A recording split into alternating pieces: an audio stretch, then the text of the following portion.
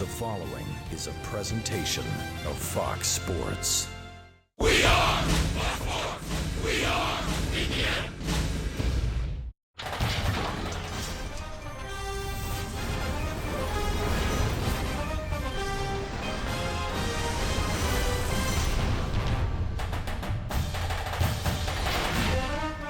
They have both played college football for 130 plus years. Today, they meet for the 107th straight year. It's the 124th Monon Bell rivalry between DePaul and Wabash. And today we're at Blackstock Stadium in Greencastle, Indiana, as the rivalry is resumed. It's the Wabash Little Giants and the DePaul Tigers. So good to be with you on this November Saturday afternoon with Brad Walker-Merca. I'm Chris Denary. 124th edition of this rivalry. DePaul snapped a 7-game losing streak last year with a win in Crawfordsville. This is what both teams have been eyeing all year long.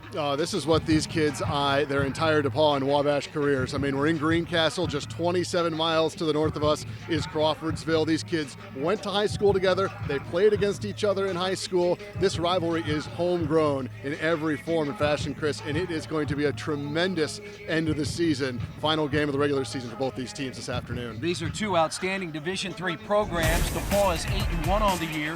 Wabash is 7-2, and they have high-powered offenses. Both average better than 30 points per game. Yeah, and it's two different ways that they move the ball. Wabash obviously on the ground. Ike James, a phenomenal player, 15th in the nation, Division III in rushing offense per game. The Wabash Little Giants and the Tigers, they're going to spread you out. Jake Klasky, the quarterback, has big targets to throw to, and he can run as well. Both of these teams can really move the football, Chris. Well, you talked about Ike James. These teams have outstanding players. Ike James, the sophomore running back for Wabash. Andy Hunt, the junior wide receiver for DePaul. Yeah, in a game like this, it's a big-time game, you need big-time experience. Ike James has some Division II pedigree at St. Joseph's College, and Andy Hunt, of course, huge last year in the Monon Bell game. Caught the winning touchdown from his brother Matt with under a minute to go. Both of these guys know what it means to play in a big game on a big stage, and they're both phenomenal talents for these two schools. Again, DePaul won last year in Crawfordsville, 37-34. We have a good one today.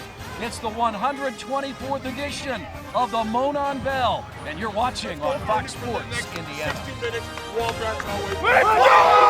Go, boys! Go!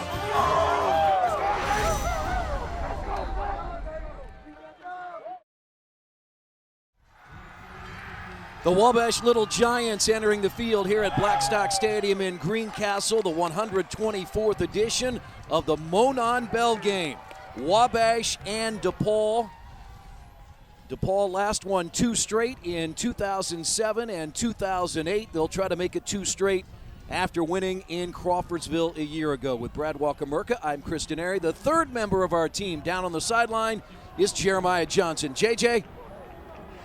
Picture-perfect day for college football. The game time temperature 38 degrees, but the sun is out. It feels great. You know, this rivalry has a way of creating remember where you were moments. 1997, the coldest temperature prior to this one here in Greencastle, it was 31 degrees, but I remembered I was in the stands. I was a sophomore in college. The snow was coming down. It was windy as well, I may or may not have left at halftime. Watch the second half of the Delta House. Now they had to get the plow out onto the field to clear it out. The story goes that at one point the referee signaled for a clock to start, and the snowplow thought he was supposed to drive onto the field. Eventually they did clear that field off. DePaul won that game 14-7 over Wabash. About 6,000 fans were at that one. As you see today's weather, it is 38 degrees for this one. We're expecting around 10,000 fans on hand. DePaul and Wabash, the renewal of the rivalry, cannot wait, and really a great day. I left that game back in 1997 a little early. I'll be here the entire time and cannot wait to share some stories of the Monon Bell Classic. Thanks so much, JJ. Both Brad and I have memories of this game. I have memories in the press box because I've been an announcer for this game. You've been an announcer as well, but back in the early 2000s, you played in this Monon Bell rivalry for DePaul. Yeah, there's absolutely nothing like it, Chris. Getting up for this game really all year, all season, and of course when Bell Week finally arrives. And it's going to be a key to watch in the early part of this game. I mean, a Division III athlete usually doesn't have a game that means this much and is this hyped. So don't let the emotions get the best of you. Stay under control. No mistakes early on, as everyone has a lot of juice flowing as we get ready to kick here in Greencastle. And we know there are so many fans here in Greencastle wearing the red of Wabash, the black of DePaul. Don Morrell, the second-year head coach of the Wabash Little Giants. This is his sixth Monon Bell game. He was an assistant for 4 years, 15-4. And the veteran is Bill Lynch, 43-16. 8-2 back in 2004 before he went to Indiana as an assistant to Terry Hepner. Has been a head coach at both Ball State and Indiana in the Division I ranks. Was also the head coach at Butler. He's a Butler alum. And again, DePaul won the Bell a year ago. So many of you watching throughout the country, the watch parties, either a DePaul or a Wabash watch party, or many of you are together today watching this 124th edition of the Monon Bell. Skylar Nehrig will kick it off for Wabash. They won the toss, they deferred. They opted to kick to start this game, and we're ready to go. The 124th edition of the Monon Bell game. Wabash and DePaul is underway. And the kick taken by DePaul. And that will be knocked out of bounds at about the 18-yard line, and that's where the Tigers will start. 1st and 10 in their first offensive possession. Yeah, interesting to see that Wabash deferred. You know, something we'll have to keep an eye on, too, is the wind here in Greencastle, Blackstock Stadium. A bit up on a hill, and it is windy down there at field level. So a team that likes to pass the ball like DePaul, obviously that'll affect the kicking game, but throwing the ball as well. So we'll see if maybe the decision to defer maybe alluded to the wind a little bit for Don Morrell. Jack Roberts had the return out to the 19-yard line. The quarterback, ironically, it's the fourth quarterback that DePaul has used this year, and he's a senior out of West Lafayette, Indiana, and that's Jake Lasky. He likes to keep the ball, but opts to hand it off to Ramon Lopez, who is the running back to start the game for DePaul. Yeah, it's kind of running back by committee for DePaul. You'll see several guys take handoffs from Lasky, and obviously with the weapon that Jake Lasky is with his legs, we'll expect a lot of carries from him as well. He's only 5'9", 169 pounds. 3 wide receivers here to the near side. DePaul does not use a tight end. They'll spread you out. Now Lasky, he'll run the football on 2nd down and get to the 21-yard line, and that's where Wabash's defense makes the stop. Deontay Simpson, a senior out of Phoenix, Arizona, there to make the tackle. Looked like there was a hole initially there for Lasky, and you see the athleticism of the Wabash defensive line quickly closing that and forcing 3rd and long for the Tigers. There are the backs and the receivers, the offensive line, a veteran offensive line, 4 seniors up front for DePaul on 3rd down. Lasky's pass is complete, and it's a 1st down. Catch made by Nolan Ayers, a big wide receiver at 6'4" out of Indianapolis and Cecina High School. Yeah, great job by Ayers. You'll see here getting body position on the cornerback, and this is a huge advantage for the Tigers. They have not just big, but massive wide receivers height-wise for the Division III level, something that Bill Lynch says they will try to take advantage of, throw the ball up, use the body, and try to make big plays. Lasky completing 59% of his passes. Again, he took over late in the season. The starting quarterback for DePaul, Matt Labus, was out to an outstanding start, a junior out of Westfield, Indiana, and Guerin Catholic High School. He tore his ACL. And that's why Lasky now, who started the season as a wide receiver, is now the starting quarterback for this DePaul team. They have it 1st and 10 at their own 37-yard line. Andy Hunt is in motion, and DePaul keeps it on the ground with Ramon Lopez, a 5'9" junior out of St. Charles, Illinois, has rushed for 355 yards and 6 touchdowns this year. Yeah, not the biggest DePaul offensive line. You saw him get swallowed up right there, so it could be tough going for Lopez on the ground early on. 5 defensive starters return for Wabash from last year's Monon Bell game. Lucas Bucina, Clay Fullenkamp, and Deontay Simpson are up front. Some talented linebackers. Both these teams use the 3-4 defensive alignment as Lasky on 2nd down. That pass is complete, and it will be Ayers again for a catch of about 6 yards, setting up another third down for DePaul. Yeah, a little bit more manageable this time than the previous third down. Just get some chunk yardage right there, and now DePaul will have a chance to open the playbook a little bit on 3rd and 5. Well, one of the things the Tigers have done so well this year, 49% on third down. We saw them already complete a third down pass.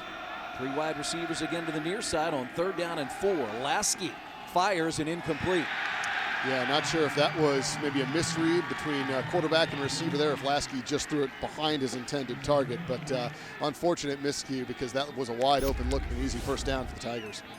That was intended for Ben Wilson, a senior out of Batesville, Indiana. And now a punting situation for the Tigers. Hunter Seago is on. He's a junior out of Madison, Indiana, averaging about 35 yards per punt. Tyler Downing is back deep for the Little Giants. And he'll take the ball at about the 17-yard line and get out to the 25. And that's where Wabash will take over 1st and 10. Good coverage there by DePaul. A little bit of running room for Downing. Looks like we do have a flag on the play on the far side.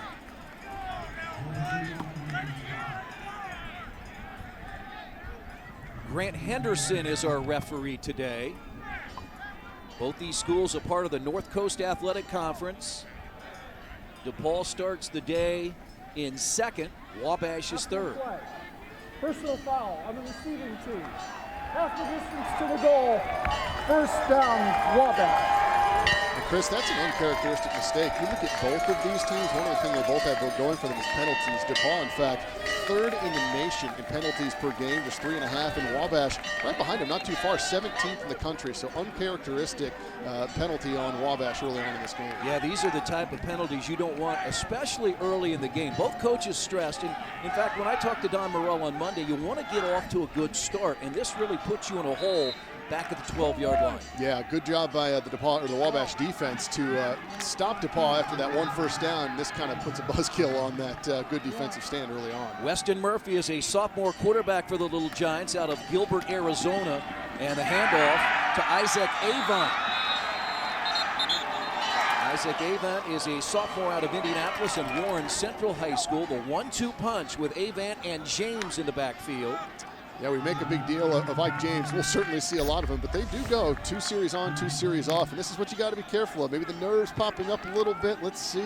Yeah, ball came out after the knee was down, but still, you don't want those mistakes in a game like this. He's rushed for over 500 yards. He lines up behind Murphy. Avant has running room again, the 25, the 30, and he has a Wabash first down. Well, if they can get a production like this out of Avant, it's going to be a long day for the Tiger defense that's so good against the run. 15th in the country defending the run, and that's a big play right there early on for Wabash. Big hole. James has rushed for over 1,200 yards. And now 3 wide receivers for the Little Giants on 1st down and 10. So they have their first down. And now Avant again, he's up the middle. And he's across the 40 to the 41-yard line.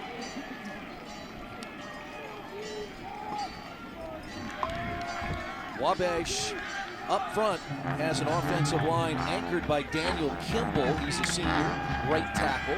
Those are the skill players. Avant, Matt Pinola was the leading rusher a year ago. There's that offensive line. Slager, Lead, McAtee, Gutierrez, and Kimball.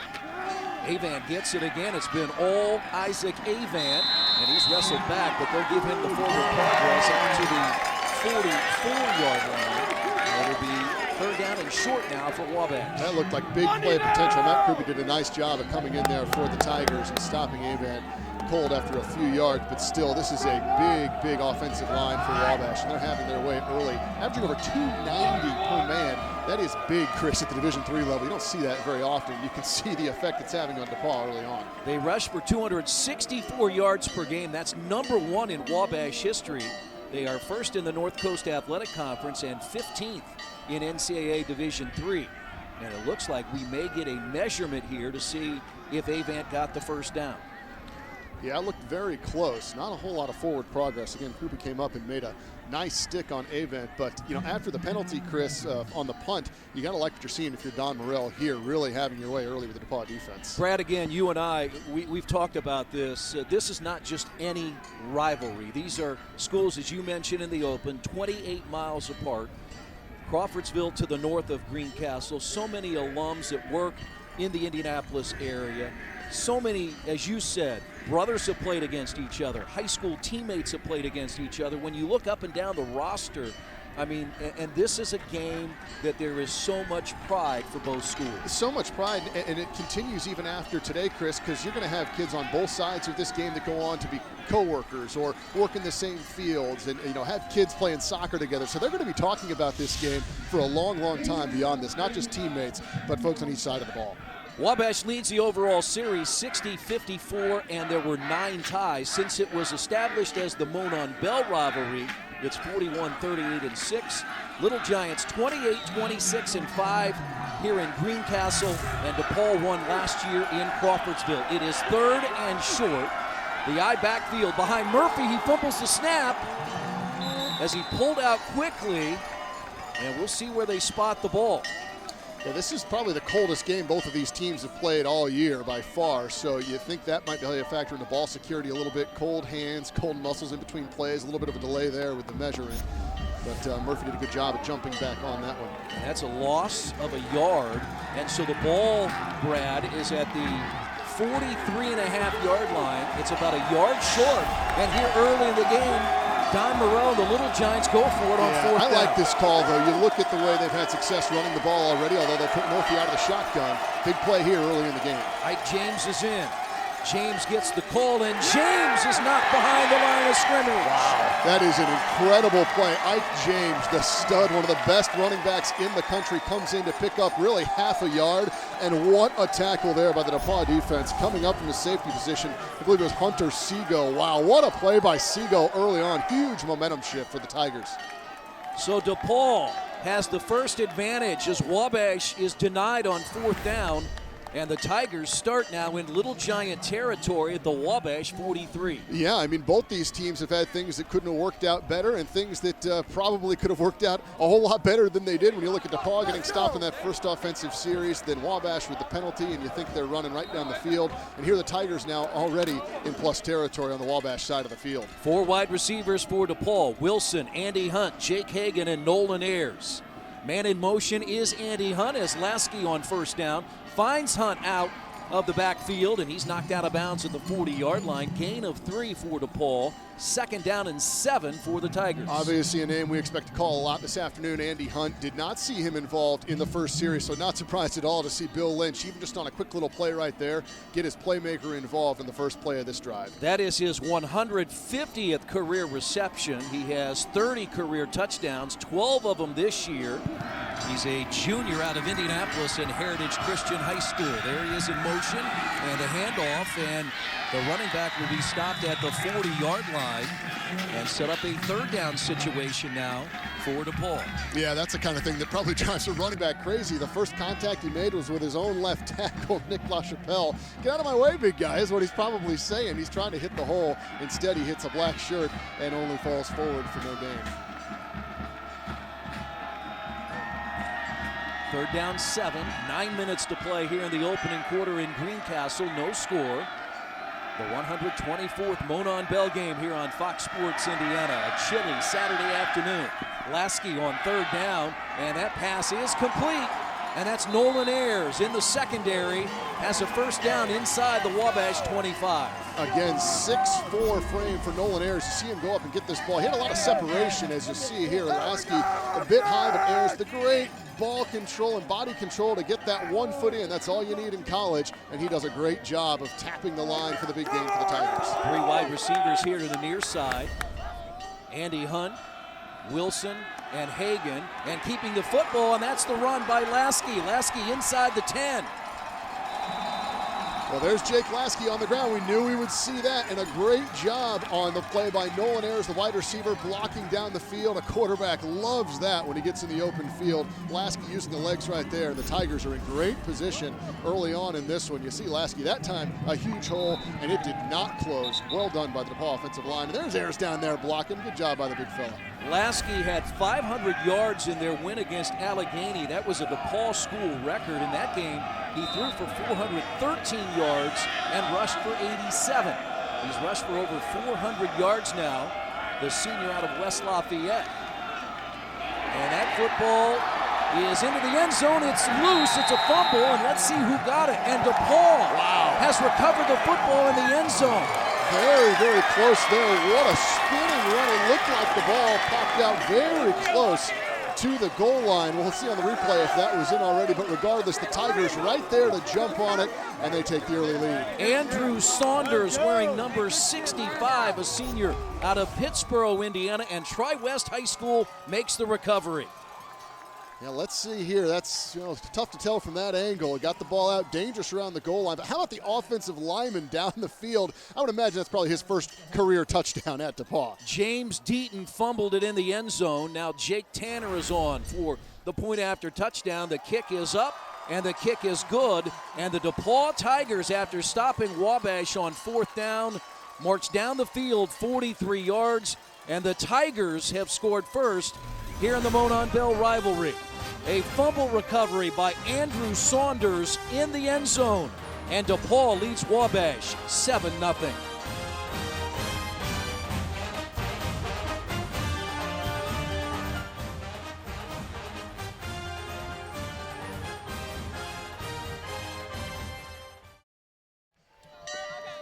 After last year's DePaul win, the Monon Bell is on the Tigers' sideline, and DePaul has taken the lead 7-0 on the fumble recovery by Andrew Saunders in the end zone. Back on November 22nd, 1930, that is a look at the game program. The game was played here in Greencastle, and it was a 7-6 DePaul win. You remember that one, right, Chris? I remember that one. Yeah, okay. I've been around many of these, but not back in 1930 with Brad Welkemerka. I'm Kristen Airy. Jeremiah Johnson is on the sideline. So glad to be with you here today on Fox Sports Indiana, our entire crew, on a 38-degree day in west central Indiana. Jeremy Nutter is the kickoff specialist for the Tigers. And that will be a short kick, and it is fielded by Avon, and Avon had nowhere to go, and he's back to the 16-yard line. Another great play by the DePaul defense, stepping up to make the tackle that time. Looked like that was Chase Sadler. What a play by the kick return team for DePaul. After a lot of momentum with the touchdown, now they're able to limit any damage here on the kickoff. Well, one of the things Wabash would like to do in the throwing game is get Ryan Thomas involved, a 6'4 junior out of Martinsville, playing his first game since early in the season. He suffered a broken hand. And when you look at the passing game for Wabash, though it has been good here late in the season, it really struggled without Thomas on the field. Really did. He's a different wide receiver. He's bigger than the rest of the wide receiving core, and he can have a huge impact here this afternoon, and they go to him right here. He's number 5, and he can't haul it in. Coverage over there by Ryan Price. Thomas, 42 career catches, 561 yards. A year ago in this rivalry game in Crawfordsville, he had 10 catches for 108 yards. Yeah, and with Oliver Page, our top wide receiver from a year ago, out since early in the season, Thomas is really the guy now that needs to step up. It's not that the Wabash passing game, they don't have the talent on that side of the ball. They just haven't been able to make the connections with their smaller wide receivers that are inexperienced. High backfield, Murphy finds Matt Panola, and Panola has the catch, and he's knocked down about a gain of a yard. He's a junior out of Zionsville, Indiana. He was the leading rusher a year ago, but here comes Avant, here comes Ike James, and Don Morrell told me on Monday, you think about a young man like that who is getting the bulk of the carries a year ago, takes a step back. He's only rushed it one time this year. That's amazing. And it shows the depth that Wabash has, but also the sacrifices these kids will make at this level just to win and just to play football. Big 3rd and long here for Wabash. Murphy forced out of the pocket. We've got a penalty flag. It's over the middle, nearly intercepted. Probably a hold back in the backfield. DePaul will, if that's the case, decline it and force Wabash to punt out of its own end zone. Yeah, dangerous pass there. That ball probably should have been intercepted by DePaul and may have worked out similar to what a punt will be. But a bit surprised here. You see Don Morello going to the air 3 straight plays after having so much success running the ball in that first series and bringing Ike James in really for the first full series. And yeah, now DePaul's going to have another great chance to start in really good field position here following this Wabash punt. Penalty was on Kyle McAtee, the starting center, and DePaul declines the penalty. And now Alex Moore, a 6'1 sophomore out of Indianapolis, averaging 37 yards per punt, is on for Wabash. And back deep for DePaul. He's already had a punt return for a touchdown this year, and that's Andy Hunt. Very dangerous back there. Keep an eye on 17 if he gets a shot here. Looks like he won't. Nice high punt by Marr, but it sails out of bounds, and DePaul will have good field position again. And it's a 7-0 Tigers lead. Yeah, I expect we might see that a few times this afternoon. Wabash kicking away from Andy Hunt, especially down back in their own territory. A big weapon for the Tigers. And if you're DePaul here, all the momentum on your side right now. You've shown that you can run the ball a little bit after the big breakthrough by Lasky in the last series. Obviously, they've had success throwing the ball up to the bigger wide receivers. So really everything available right now to Bill Lynch and his offense. And we still haven't seen, other than one dump off, much of Andy Hunt yet. This is Bill Lynch's 6th year, his 5th straight. Remember, he coached back in 2004, won the Monon Bell. Tigers finished 8-2. This is their 3rd straight year with at least 8 wins, as Tanner Cleveland gets the call for DePaul. And in the 130 years of DePaul football, this is the first time it's ever happened. And the ball rests at the midfield stripe, ball at the 50, 2nd and 10 for the Tigers. Yeah, DePaul is so happy to finally get that monkey off their back and win the Bell last year after 7 straight Wabash wins. But you talk about hungry, a Wabash team that hasn't lost it in that long. This team is motivated today. Another running back, and that's Cleveland again, a 5'9 sophomore out of Napanee, Indiana. He's rushed for 179 yards coming in and a couple of touchdowns. And that's just gravy right here, Chris. I mean, you expect Lasky to do it with his legs. You know he can do it, through the air. But I mentioned these running backs kind of by committee. No one's really stood out. You get 7-8 yards a pop from guys like Cleveland or Lopez, it could be a big, big day for DePaul. Andy Hunt, Jake Hagan, both in the slot at the top of the screen.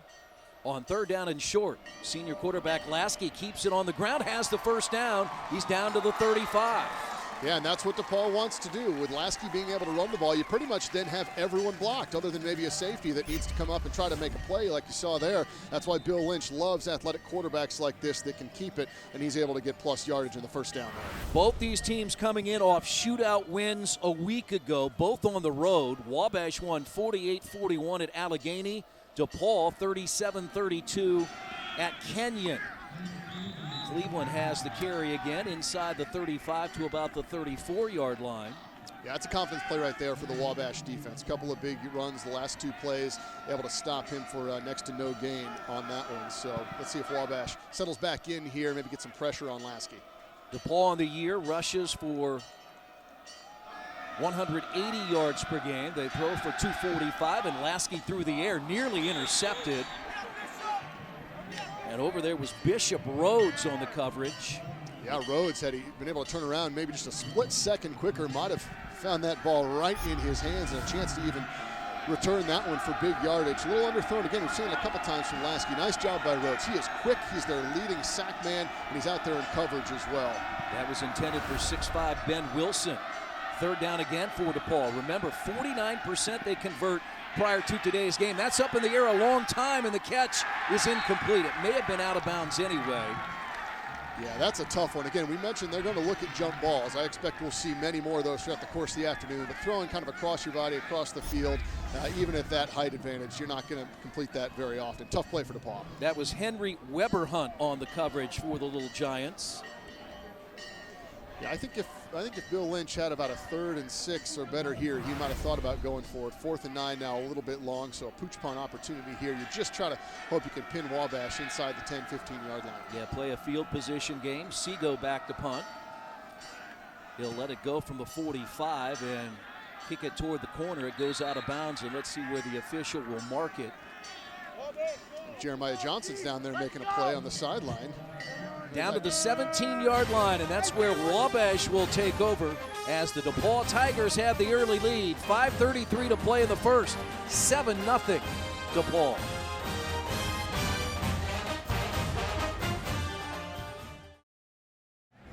Back in Greencastle, DePaul with a 7-0 lead over Wabash in the first quarter of the Monon Bell Classic. Let's take a look at just the roster breakdown, and you can feel the Indiana flavor in this rivalry. 137 players dressed for Wabash, but so many of them are from the state of Indiana. Now, DePaul and Wabash, if you look through the states and then you add them all together, 190 total players from the state of Indiana. You know, basketball is often referred to as Indiana's game, but this is Indiana's game on the gridiron. We're back to live action.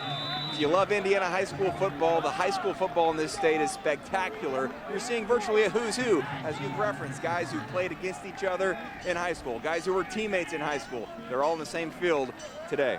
Well, Brad Wakamerka played his high school football at Columbus East. I was a high school basketball player at Westfield. We both gravitated here to this rivalry, you to Greencastle, me to Crawfordsville, and throughout central Indiana especially, you see so many players, whether it be football, basketball, any sport, that are either recruited by Wabash or DePaul. Yeah, absolutely. I mean, Bill Lynch talked about it to me earlier this week when he said, I've sat in the same room recruiting, 10, 15 guys from a couple of schools, and 7 and 7 end up splitting up where they go, Wabash, DePaul. It's very, very difficult for these coaches in this state to really have success over the other program because so many of these players end up splitting where they end up spending their college years. You're recruiting the same kid, and it's the same type of kid, academically, same profile of, the liberal arts college and institutions and education. So it's a very interesting recruiting battle that these teams have to wage. Another third down for Wabash. They have just one first down here in Greencastle over the middle, and that pass is complete.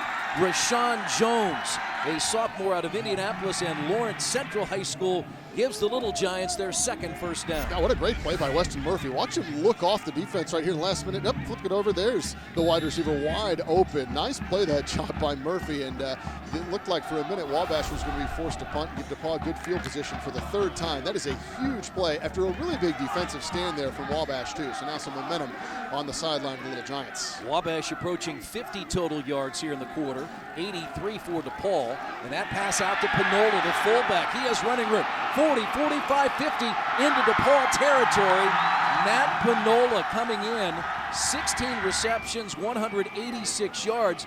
They use him as a pass receiver out of the backfield. He doesn't carry the ball. Yeah, you mentioned how he was their leading rusher last year and had only one carry this year, but he's still a huge weapon. What a great play call and design here. No one on the backside of the play. Little misdirection, and Panola has all kinds of room to run. How about Wabash getting it done through the air right here, having some success moving it against DePaul? Panola had 2 touchdowns in the game against DePaul last year of 20 and 50 yards. Avant is met at the 36-yard line on first down as Wabash now in DePaul territory trying to even up the score. Like a bullet, Hunter Seago out of the defensive backfield. Second big play he's come up to make in the rush game. Of course, had the tackle on Ike James on the fourth down earlier. Seago, a hard-nosed player, a lot of experience in this game as well. Big tackle there to slow down some of the momentum for Wabash. Coming in, Seago, 36 tackles for the Tigers. Second down. Ike James has come back in as Avant takes a seat. Panola is the fullback, and James gets the carry, and James dives his way to the 34-yard line. Yeah, this is a big win for DePaul when you look at only 1 or 2 yards of carry. That 3-4 defensive there is the strength really right now on the defensive line, but it's designed in a way that may allow a couple of yards on a first and a second down. It's not going to tackle the runner in the backfield for a loss very often, so being able to put Wabash after 2 runs into a third and long like this, that is a great job by the DePaul defense. Big play for the Little Giants here. Ike James is the 11th Little Giant running back to top 1,000 yards in a single season on third down. Murphy out of the pocket, rolls, and that pass is incomplete. It was intended for tight end Dylan Baresh. And now fourth down, we saw Don Morrell go for it in his own territory. Do you go for it again here on fourth down? This is right on the line. I mean, this is similar to where, he went for it even further backed up in the first series of the game. I think he is going to go for it here. You got a little bit of momentum. You've got DePaul backed up just a bit if you're able to, if they turn the ball over here. So we'll see what Morrell decides to do. He's thinking long and hard, and I think he is going to pin him back. And so the punt team will come on. Alex Marr for the second time. And Andy Hunt will be the deep man back for DePaul. Yeah, a couple nice pass plays on that series, but you did see on the last one some of the accuracy issues that Murphy's having. I think, again, 4th and 7, you probably have to go to the air. Morrell not as comfortable there.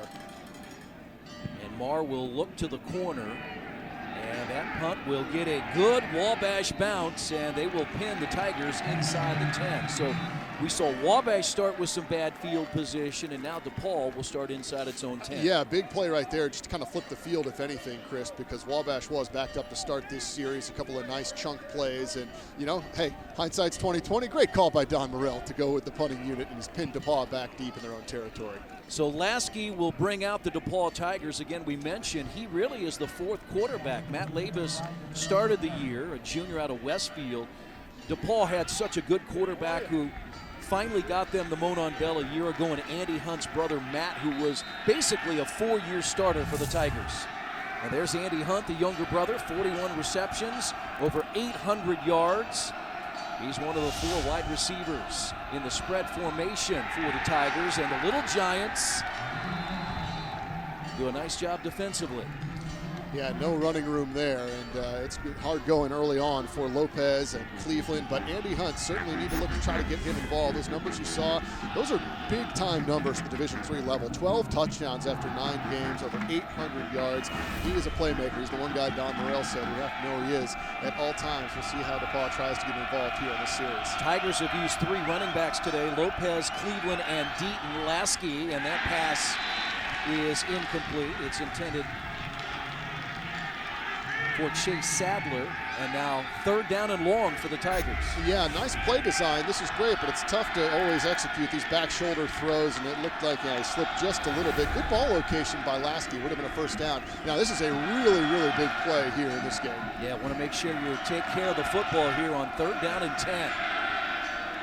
You don't want to get too greedy. Sure, you'd like to get a 1st down, but you don't want to make a mistake. Yeah, and that wind's picked up a little bit. DePaul could be punting into it. We want to get a few yards here to make that easier, if not a 1st down. Lasky out of the backfield. Lopez has the catch, and Lopez knocked out of bounds at about the 12. And now the Tigers forced to punt on 4th down. Yeah, Wabash is going to start with by far their best field position here, you would think. So a nice job by the Wabash defense after Don Morrell elected to punt, pinned DePaul deep, and you sense a little bit the momentum shifting here after the early score from DePaul. Now Wabash looks to have a great opportunity following the punt here. And as you said, Brad, Hunter Sega will be punting into a pretty decent wind here at Blackstock Stadium in Greencastle, and the stadium sits a little bit up on a hill, doesn't it? It does, yeah. Not a lot of protection, and he just got that punt away. But yeah, into the wind here, and you see Wabash going to start with great field position. And that wind will be a factor, absolutely, both in the kicking game, as you saw there, and for DePaul throwing the ball the rest of this afternoon. Yeah, Little Giants will start at the DePaul 35-yard line. So let's see now here if maybe Don Morrell tries to really unleash the running game, and Ike James, he's had success on that first drive before getting stopped on the 4th down. Then not a whole lot after that, and they went to the air in 2 big chunk plays last time. So I think the Little Giants have done a nice job of putting DePaul back on their heels, guessing a little bit, and the playbook is open for Don Morrell.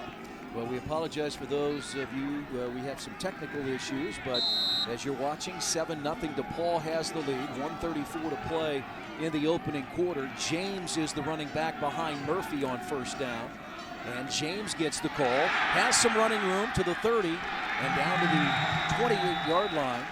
Ike James on 1st down this year, averaging 6 yards per carry. And that allows you to do so much with your offense, Chris. That is a huge number and really opens things up.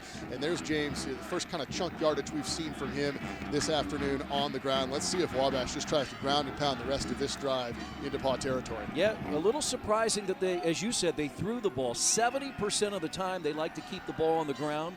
And now Murphy rolls out of the pocket. He has a wide receiver open for a 1st down, and that's Ryan Thomas. Good to see him back on the field. We talked about it at the start of the game. He had the first pass dropped, so now he's back, caught a ball, back in the flow of this game. It's a big target for Murphy, and Wabash moving after that 1st down. They've done it on the ground, they've done it through the air now. They've got an injury on the field for DePaul. Weston Murphy comes in, 8 touchdowns and 6 interceptions on the year. Has thrown for over 1,200 yards. He's a 6'2", 202-pounder out of Gilbert, Arizona. And when Jeremiah Johnson showed Indiana for Wabash with 105, the next state was Arizona. And in talking to Don Morell this week, he said Wabash has always had a connection to the state of Arizona and done very well in recruiting kids to come. They really have. I'll never remember in my playing days getting beat up pretty bad by a couple of Wabash guys that were from Arizona, so I remember that very, very well. They have a nice pipeline down there, and heck, I'm sure it's a pretty good recruiting visit too. James the carry, and James wrapped up by a host of DePaul tacklers. One name you will not hear today, and we talked to Bill Lynch before the game, and that's Matt Mitch, the 6'3" junior defensive end out of Indianapolis Cathedral. They had hoped he would be able to play, not able to go today. Yeah, and he's really one of the emotional leaders of their defense, not to mention one of the most talented players on that defensive line. Has an ankle, tried it out, looked to see if he could go a few plays, a few series, and just not at 100%. They thought might be a liability out there, but he's down on the sideline pumping his teammates up. Ashawn Miller is the nose tackle, and James into the teeth of that DePaul defense sets up a 3rd down and short now for Wabash. So it's going to be a big play to start the second quarter for the Little Giants. 3rd and medium, 3rd and about 5 yards as they are threatening after an early score by DePaul. So we'll see what Wabash can do when we come back. We played a quarter in Greencastle. DePaul recovered a fumble in the end zone. An offensive lineman, Andrew Saunders, with the touchdown. We head to the second quarter, the 124th Monon Bell game, and DePaul leads early, 7-0.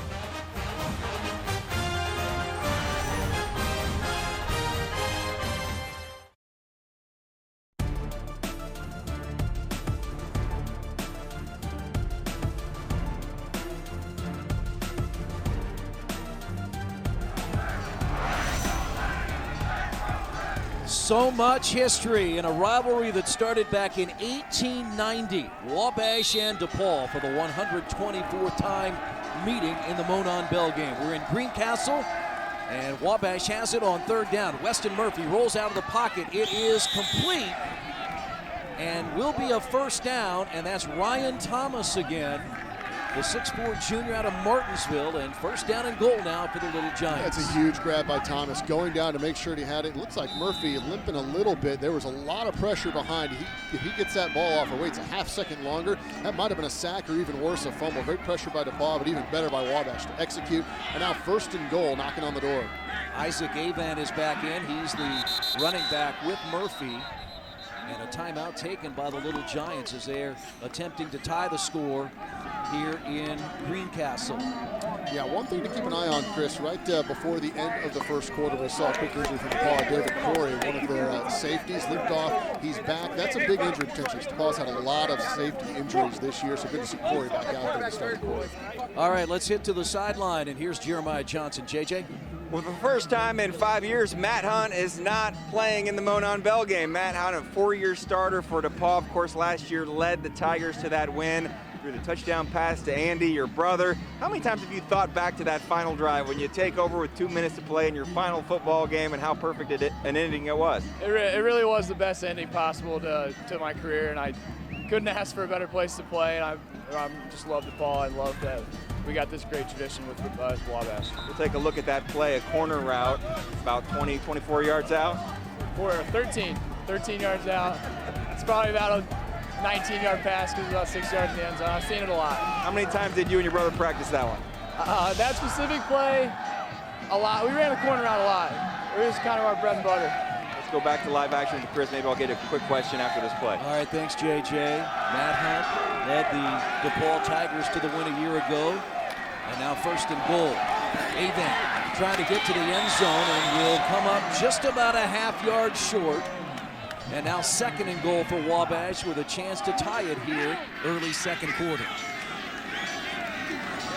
That's a nice wrinkle right there. The direct snap to Avan, everyone moving to their right, open up a nice hole. He dove just short of the end zone, but Wabash looking good right here. But something we haven't seen yet. Nice direct snap, good play, and now the big guy James back in the backfield. Ike James has 17 rushing touchdowns this year, offset behind Murphy on 2nd down.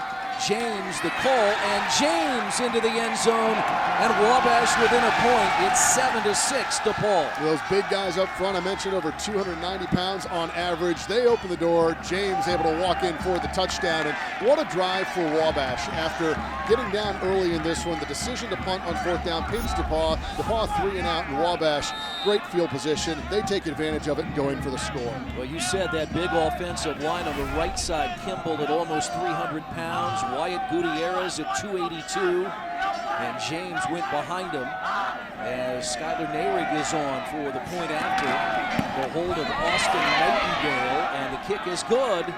And we're all even here in Greencastle now at 7 apiece. Yeah, great response by Wabash right there. And this has kind of become a field position game early on, Chris. We've seen both teams in their scoring drives take advantage of really, really good field position. For Wabash, able to really establish the run there. But the big third down catch by Thomas, I know the Little Giant faithful, really happy to see him back in the game. A key play there down inside the 10-yard line to keep the drive alive. And we've got a good one already early here in Greencastle. Well, JJ, 2 new quarterbacks this year in this rivalry. Last year, 993 yards of total offense. You talked to Matt Hunt. He went toe-to-toe with Connor Rice a year ago. Don Morell said after that game, when it came down to it, the best player on the field won that game. That was Matt Hunt. Matt, in your final game, what did it mean to win this after 3 unsuccessful attempts? You knew you only had one more shot. You knew it was your final college football game. Yeah, I mean, I was pretty nervous going into the game, just knowing that all the history, and I didn't want to be that class that didn't ever win a bell. So it meant the world, and all my friends. It was just it was a perfect ending, like I said earlier. Couldn't ask for a better ending to our careers. You okay watching this one, or do you want to put a helmet on? I'd love to put a helmet on, and I'm pretty fired up in the end zone down there. He said he just went Losing my voice, that's for sure. He said he just wants to stay on the sideline with me so he doesn't have to go back to the stands. He might sneak into the locker room at halftime, guys. Wabash has won the last 4 here in Greencastle, so you heard Matt Hunt talk about how gratifying it was to win in Crawfordsville a year ago. Nahrig is on to kick it off as we're tied now with 14:04 to play in the second quarter. And that kick will be taken about a yard deep in the end zone. And Wabash will stop DePaul shy of the 25-yard line, and that's where DePaul will take over 1st and 10. Yeah, Green, a little hesitation there, deciding whether or not to bring it out. Ultimately did. Maybe cringe for a second, but he's able to bring it back out across the 20-yard line. And I'll tell you, Chris, one of my favorite memories of any game that I've been able to be a part of was last year on the field. Matt Hunt, his brother Andy, after that connection, so just seeing Matt talk, to be in the middle of those two for the first Wabash, or for the first DePaul Bell win in 8 years was really a unique experience. To interview those two right after that game. What a game it was, back and forth. Rice and Hunt, 2 amazing quarterbacks. It's so rare now to see 2 first-time starters in this game. Matt Hunt a year ago rushed for 159 yards, 3 touchdowns, threw for 241. His younger brother Andy Hunt on the field for a 3rd year here for DePaul on 1st down and 10. Jake Lasky is the quarterback, the 5'9" senior out of West Lafayette. 3 career rushing touchdowns. And again, you look at his numbers, and you know it as well as anybody. Bill Lynch likes to have that athletic quarterback that can throw and can run. Lasky rushed for 134 yards earlier this year against Denison and 87 more against Allegheny. Now he throws. And that pass is incomplete. Hell yeah, that's a catch. And the coverage over there by Brian Parks. Yeah, it looked like Grizzard had that for a moment. Nice job by Parks to break that up. You'll see here, a bit of a low throw. Grizzard goes down. Oh, just sitting right there at the last moment, hits the turf. So, again, another crucial 3rd down early on in this game. No one seems to have 3rd and short. It's all 3rd medium, 3rd and long, and a big play here for DePaul, backed up. DePaul has 8 different wide receivers they can count on. Here it is, 3rd down, and that pass is incomplete. And so all of a sudden, a momentum shift. It was intended for Jake Hagan. Again, Wabash went down early 7-0 in their own territory, went for it on 4th down.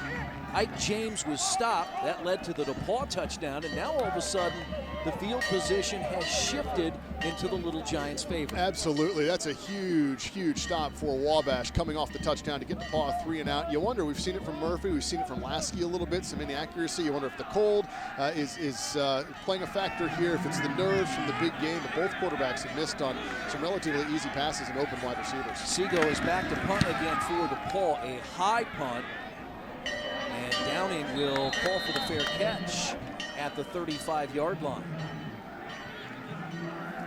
We'll head to a break. DePaul scored first. Wabash has matched. We're tied at 7 in Greencastle.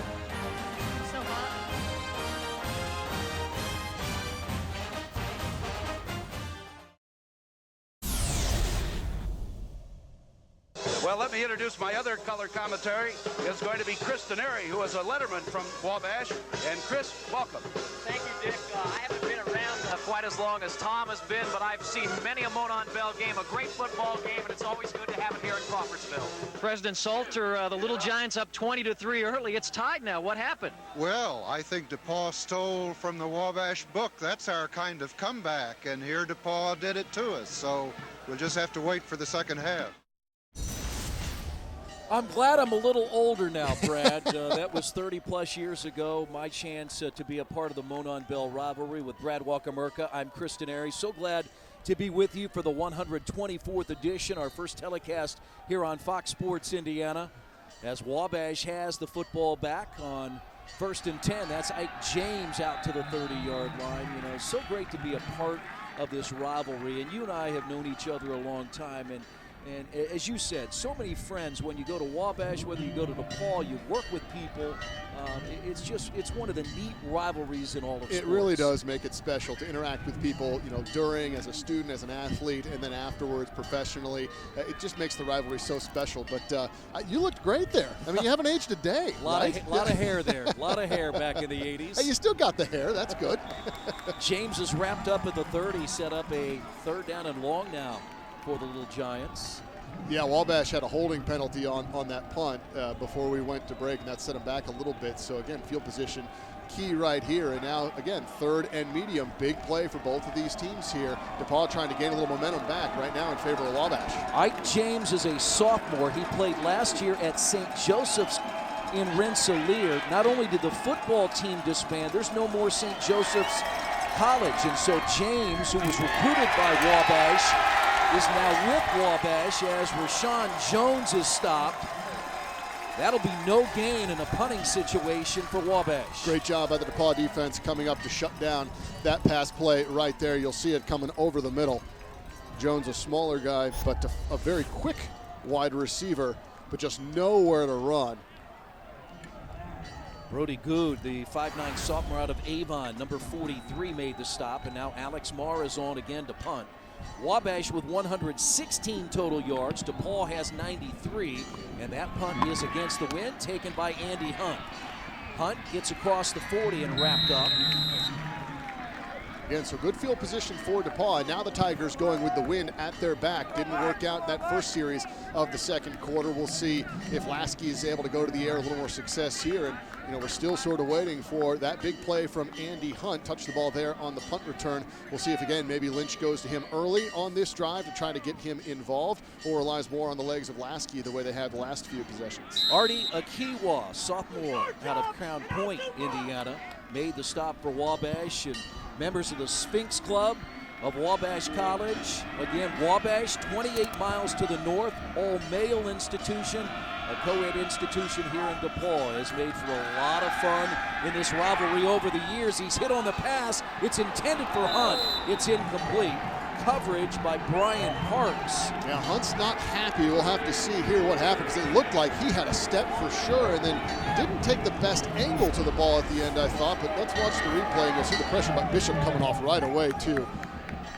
Oh, hit Lasky right as he threw. He is quick. And Hunt, I don't know if he lost that in the sun, just misjudged it a little bit. He clearly had a step, but went one step too far inside instead of taking that deeper where the ball was thrown. Bishop Rhodes with 8.5 sacks on the year. Nearly had the sack of Lasky on first down. 2nd and 10 DePaul.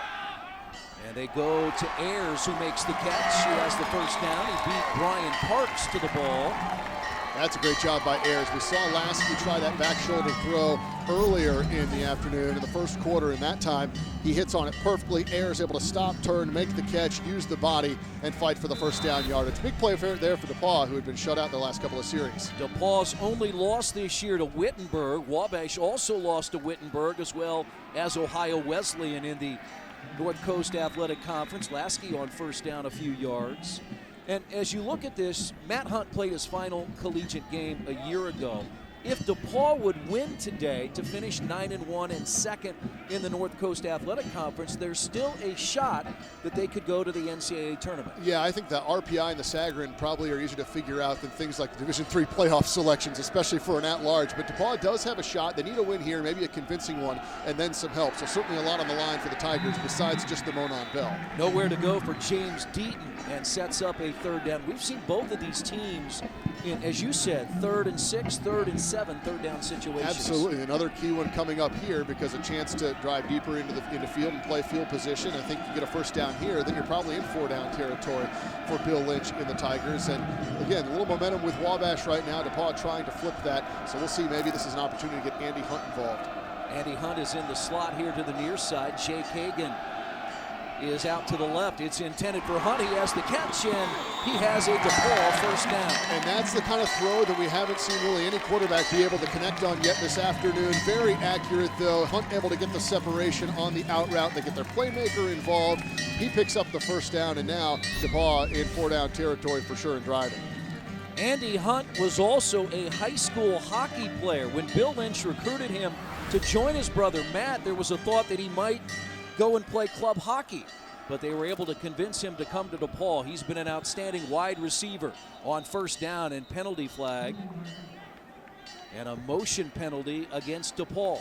Yeah, a little bit of movement up front there. Prior to the snap, false start, number 72 of the offense, 5-yard penalty, repeat, first down. You hate to see that after you pick up a big first down. Now you're set back 5 yards. We mentioned earlier, DePaul, one of the least penalized teams in the nation. First one of the afternoon on the Tigers, and that'll put them in 1st and 15. Ball in Wabash territory, inside 10 minutes to play in the second quarter. If you're just tuning in, DePaul scored first. Wabash has answered. We're tied at 7. You constantly hear the ringing of the Monon bell on the DePaul sideline. They won it last year after 7 straight Wabash wins, a run by Lasky. Yeah, don't adjust your TV sets, right? It's nothing inside. It's just the bell ringing down on the DePaul sideline. It will continue to do that all afternoon. Whoever has that bell, it's a constant during game day during the Monon Bell Classic. Brock Heffron made the stop for Wabash. 5'11" junior, another Arizona kid out of Chandler. He's had 2 interceptions this year, and here we are on 2nd and 11. Running back is Deaton, behind the quarterback Lasky. 4 wide receivers. Ayers is here to the near side. And Lasky looks to Ayers, and it's broken up, and that's Parks. Yeah, I think that one telegraphed just a little bit. Right as he took the snap, Lasky started looking that way. Parks made a nice play. You also had, let's see, from the outside linebacker position, yeah, you had Bishop Ayers, or Rose rather, coming over too. That would have been a tough catch, and even had it been a catch, would have gone for a minimal gain. Brian Parks coming in, 20 career pass breakups. Add another one for the senior out of Indianapolis and Arsenal Tech High School. Another 3rd and long situation, 3rd and 11 for the Tigers.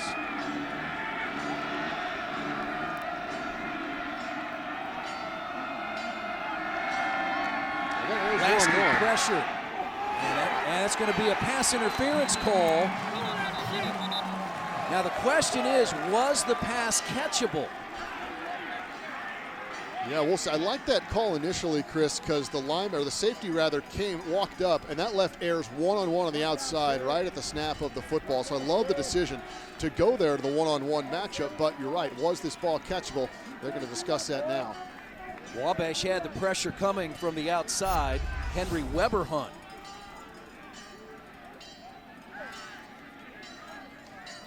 That's a tough one right there. I mean, Ayers is 6'4", so the definition of catchable might be a little bit different than a smaller wide receiver. It's number 2. 15-yard penalty and an automatic first down. So a big penalty inside the red zone against Wabash, and Brian Parks gives DePaul 1st and 10. I do love DePaul, though, taking advantage of that matchup. It was true one-on-one on the outside. You saw it when the ball was snapped. Love the decision to go to Ayers.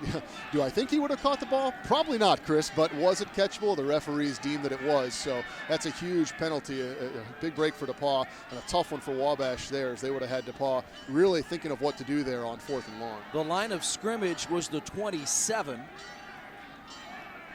Grant Henderson, the referee. They will spot the football now just outside the 10-yard line. And so 1st down and 10 for DePaul, with a chance to regain the lead here in Greencastle. Got Deaton in the backfield with Lasky. Haven't seen him touch the ball much this afternoon. 2 tight ends now for DePaul. In motion is Hunt, and Deaton is wrapped up for a gain of about 1. That was dangerous right there. The snap dropped and the exchange a little shaky from Deaton, who was hit right away. That could have had a disaster written all over it. Nice job by Deaton just to hang on to the football. Brett Dietz is the offensive coordinator for DePaul, a veteran coaching staff that Bill Lynch has assembled in his 2nd tour of duty here in Greencastle. 1 season back in 2004, he was the head coach, then off to Indiana.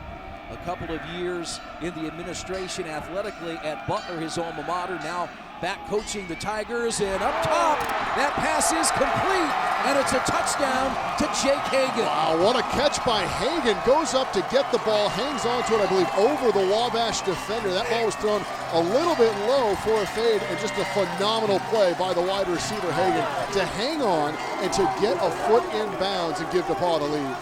6th touchdown reception of the year for Hagan, his 13th career, and the senior out of Cardinal Ritter High School in Indianapolis has a Monon Bell touchdown. Yeah, and in these days, the NFL, Chris, what's a catch, what's not? I think that would have passed all the tests there. Got the foot in bounds as well. That's a phenomenal effort and play. What a catch by Hagan, and you know what? That was a great throw by Lasky. That was perfect. Well done by DePaul. 11th touchdown pass of the year for Lasky. Tanner on for the extra point, and that kick is good. And the DePaul Tigers come right back. They score on a 10-yard pass play from Jake Lasky to senior Jake Hagan. The Jakes make a connection, and it's 14-7 DePaul in Greencastle.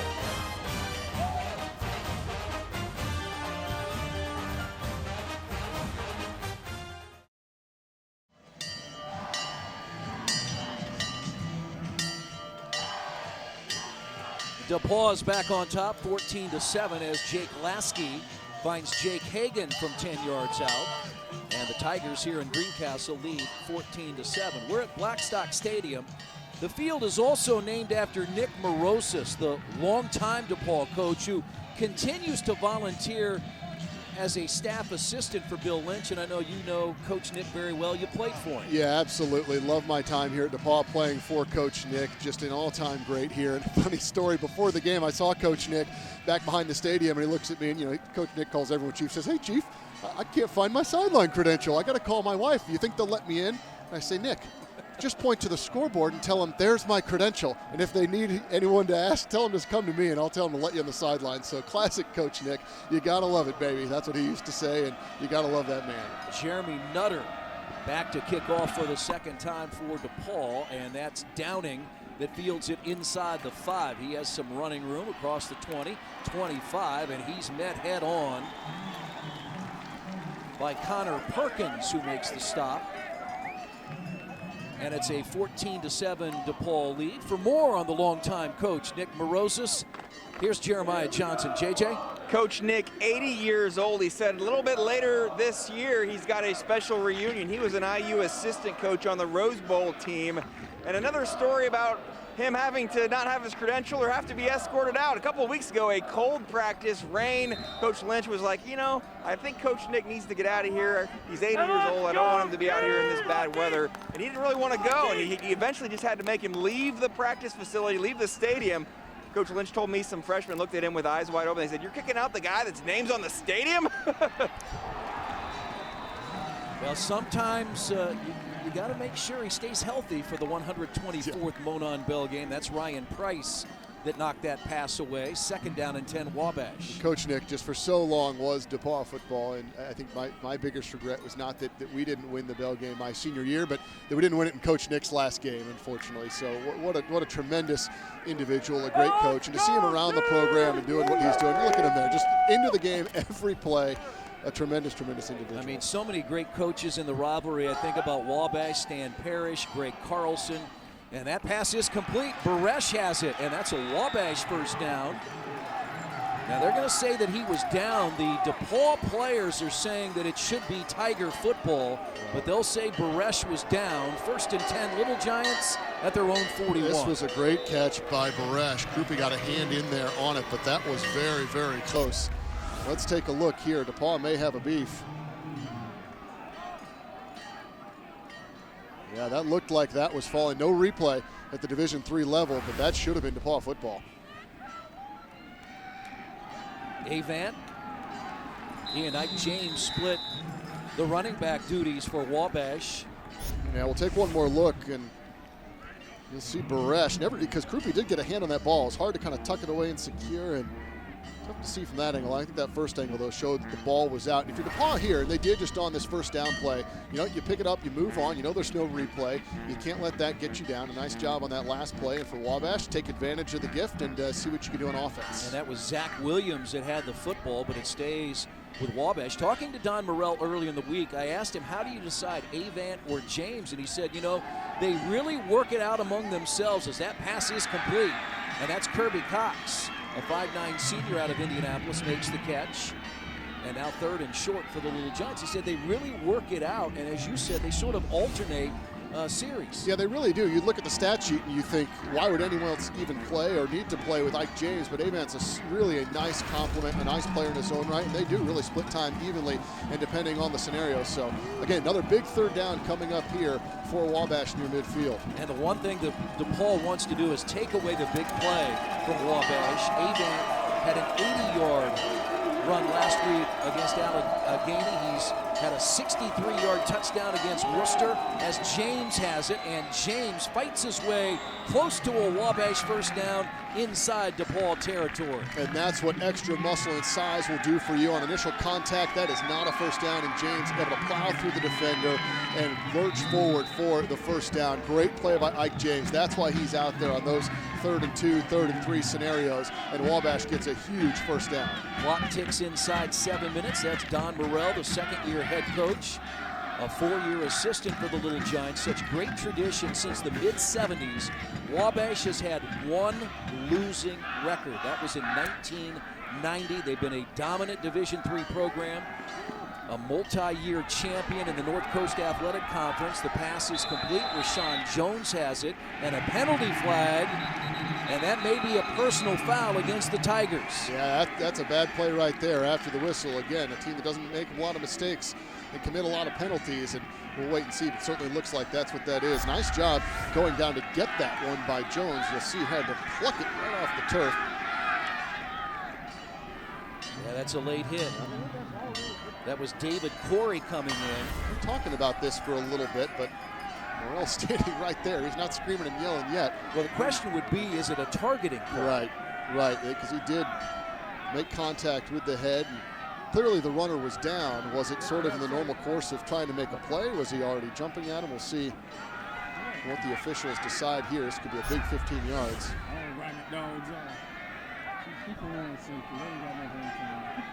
Well, I don't actually think that's a late hit. I think the question is, you're right, Chris, is it a targeting? Did he hit him in the head? I mean, he was already moving in to make the tackle as Jones was falling to the ground. And they're really taking a long, hard look at this. Last time they held it up, they decided to stick with the penalty, the pass interference down at the other end. And we'll see what they've decided here. There's no foul for targeting. And I think that's a good call. Yeah, I do too. I mean, you saw that replay again. You put it in normal speed too. Definitely wasn't a late hit. He's fallen down. The kid's already started his dive, the defender. I think that's a good job to pick that up. And again, here at the Division III level, while we're here on Fox Sports Indiana, no replay mechanism that the officials or a replay center can look at it. Absolutely. And I don't blame Don Morrell for being a little bit upset. You throw the flag, stick with the flag. I certainly would do the same thing. But I think after the officials got together, they did the right thing. They picked up that flag. But still, nice game. gain on first down. Great catch there to make it 2nd and short for the Little Giants. Murphy is the quarterback. Has thrown for over 1,200 yards on the year. 2nd and short. He'll go through the air again. That pass is complete. It's Ryan Thomas, and he has the first down. And this is big for Wabash to get Ryan Thomas back. Oliver Page a year ago had a big Monon Bell game. He was injured with a broken ankle in game 2. Thomas was injured in game 4. So Weston Murphy has had a very inexperienced receiving core for most of the year. Yeah, he's throwing it to a tight end. He's throwing it to a number 1 running back, converted to more of a receiving running back. And he's done a really, really nice job. But his wide receivers have been smaller targets. So getting Thomas back is huge. And that helps set up the running game with Ike James on first down. And a nice job by DePaul to bottle him up. Again, James through the first 9 games, averaging 6 yards per carry on first down. And that's the ground and pound combo. James up the middle, Avant on the outside. Yeah, these guys really do complement each other nicely. And you saw James there again, just kind of fighting for the extra yards. 17 touchdowns. I mean, that's a lot when you get to the Division III level, especially in just 9 games, over 1,200 yards. These two guys really complement each other nicely, and they've combined for a nice job in this series for Wabash as well. And he has the Wabash touchdown today, his 18th of the year. James gets the call again to the 30-yard line, but a 3rd and long situation now for the Little Giants as we approach the 5-minute mark of the second quarter. I mentioned it earlier for DePaul, getting just gains of 1, 2, 3 yards. That's really, really net positive for their defense against a guy like Ike James. His 3-4 defense, which what a great story by Bill Lynch. They moved after years from a 4-3 to this 3-4 simply because it's easy to recruit. There's not many big defensive linemen that you can recruit and have depth at the Division III level. So let's take advantage of the smaller athletes we have at linebacker and switch to a 3-4. 3rd and long, Wabash. Murphy out of the pocket. Murphy will be hit. Murphy will be short of the first down. Coming over to make the stop is inside linebacker Zach Williams for DePaul. Yeah, and that's a great job by Williams because he came off a block to make that tackle. It looked for a minute. It looked early on like Murphy wouldn't have a shot at the first down. He had a blocker downfield right here, and then Williams just eluding that block and the inside man from his own team and was able to make the tackle to get 4th and short. And Wabash is going to attempt a field goal here. Skylar Nehrig is 5 of 11 on the year. They'll spot the ball, and they're just going to throw it wide open. Is Kirby Cox, and Cox has the first down. Wow, what a play, what a deception. Wabash, I think in the substitution, we'll have to take a look at this, but just left the guy on the field. And I got to tell you, Chris, I was shocked they were going to try to kick that field goal into the wind. Yeah, absolutely. This is long, and look, there's nobody over there. Kirby Cox is hiding along the sideline, that white jersey uncovered as Austin Nightingale, the holder, the backup quarterback, completes his 6th pass of the year. Oh, that's amazing. What a great play call there. Perfect area of the field to do it. Wabash with new life on this series. Great job by Don Morrell, and even better execution. Sometimes those trick plays are hard to pull off. Great job by the Little Giants. James is the running back, and James nowhere to go, stopped at the 15-yard line. Well, all week long, we knew that this would be a matchup of an outstanding running game for Wabash and an outstanding rush defense for DePaul. I mean, Brad, coming in, the Tigers giving up just 60 yards per game on the ground. Yeah, top 10 in the nation, and you've seen the stoutness of that DePaul defense, but it's been some key pass plays, some big chunk plays earlier in the game from Wabash. There's been some really nice pickups on 3rd and short. Here's the field goal again. Let's watch. You can see over there, amongst all the white jerseys, no one can see him. 14 over there hiding on the sideline. Great execution by Wabash. James has it again, and James, his second effort, gets down to the 12-yard line.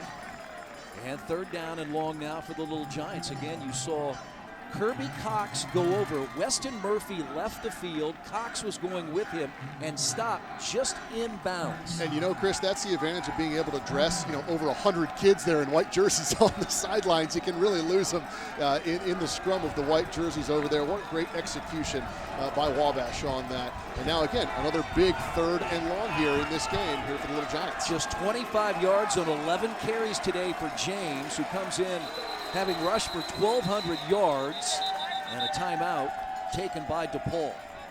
So already in this rivalry, you see so many strange plays. We saw a fumble recovery in the end zone by a lineman for a touchdown.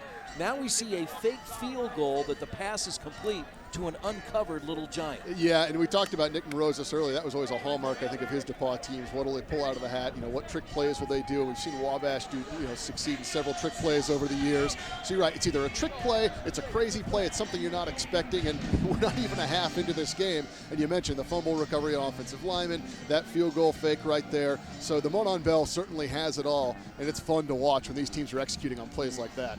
1985 will flash back in this Monon Bell rivalry. The Little Giants and DePaul back on November the 9th, and we had a dog come onto the field. So all kinds of trick plays and chicanery and what have you during this Monon Bell Classic.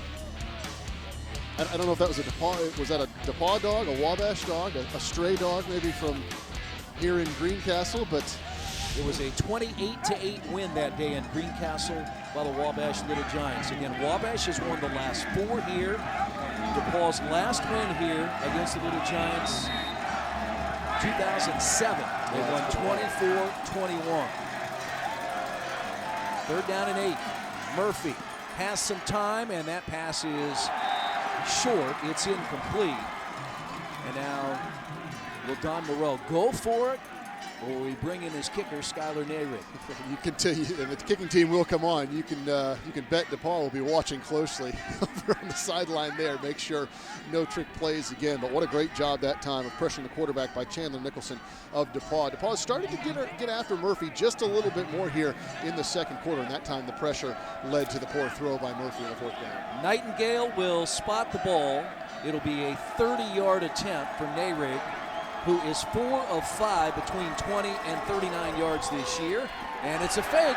Nightingale looks. It's complete to Pinola. He's out of bounds at the 6-yard line. Make it the 5. Will it be enough for a first down? Wow. Going back to the well. I don't think I've ever seen that. 2 fake field goals on the same series, but does he have enough for the first down? Again, kicking into the wind, you can't blame him for going for the first down, but this is short, I would think. They have marked it at the 5, and they are saying first down Wabash. Wow, not even a measurement.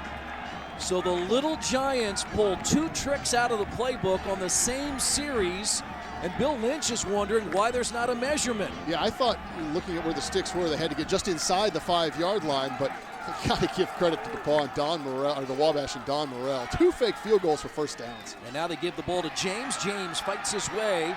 Already has scored on a 1-yard touchdown. Wrestled down at the 2. 2nd and goal now for the Little Giants as they look to tie the score here in the final 2 minutes of the first half. Have you seen that? 2 fakes on the same series? No, not at all. I mean, there are some crazy plays in college football in this Monon Bell rivalry, but I don't know if I've ever seen anything like that. Well, and how about executing them too? Here's the fake again. This is just a simple rollout into the flat. Easy pass to complete. You got that left foot down at the 5. This is the 16th play of the drive. James. 2nd effort, James in the end zone for a 2nd time. Wow, what power by Ike James. That looked like a phenomenal play by DePaul, by Zach Williams coming up to make a tackle for loss in the backfield, but you forget how big Ike James is, and he plows through Williams into the end zone. What a drive, what a sequence of events for Wabash, now with an opportunity to tie this up. Wabash had an 18-play, 75-yard drive earlier in the season against Worcester. James caps a 16-play drive here, and they're an extra point away from tying the score with a great 2nd effort from Mike James. Nayrig's kick is on, and it's good, and we're tied at 14, and this game has lived up to everything we hoped it would be. Oh, this is amazing. We spend a minute talking about the trick plays, the breaks, what you need, and here are both of the fake field goals that we saw on that series for Wabash. The first one, this one's great, because this is really the definition of trick play. A guy that you thought was off the field, sub, just stayed over there. They were able to throw it over for a first down and keep the drive alive.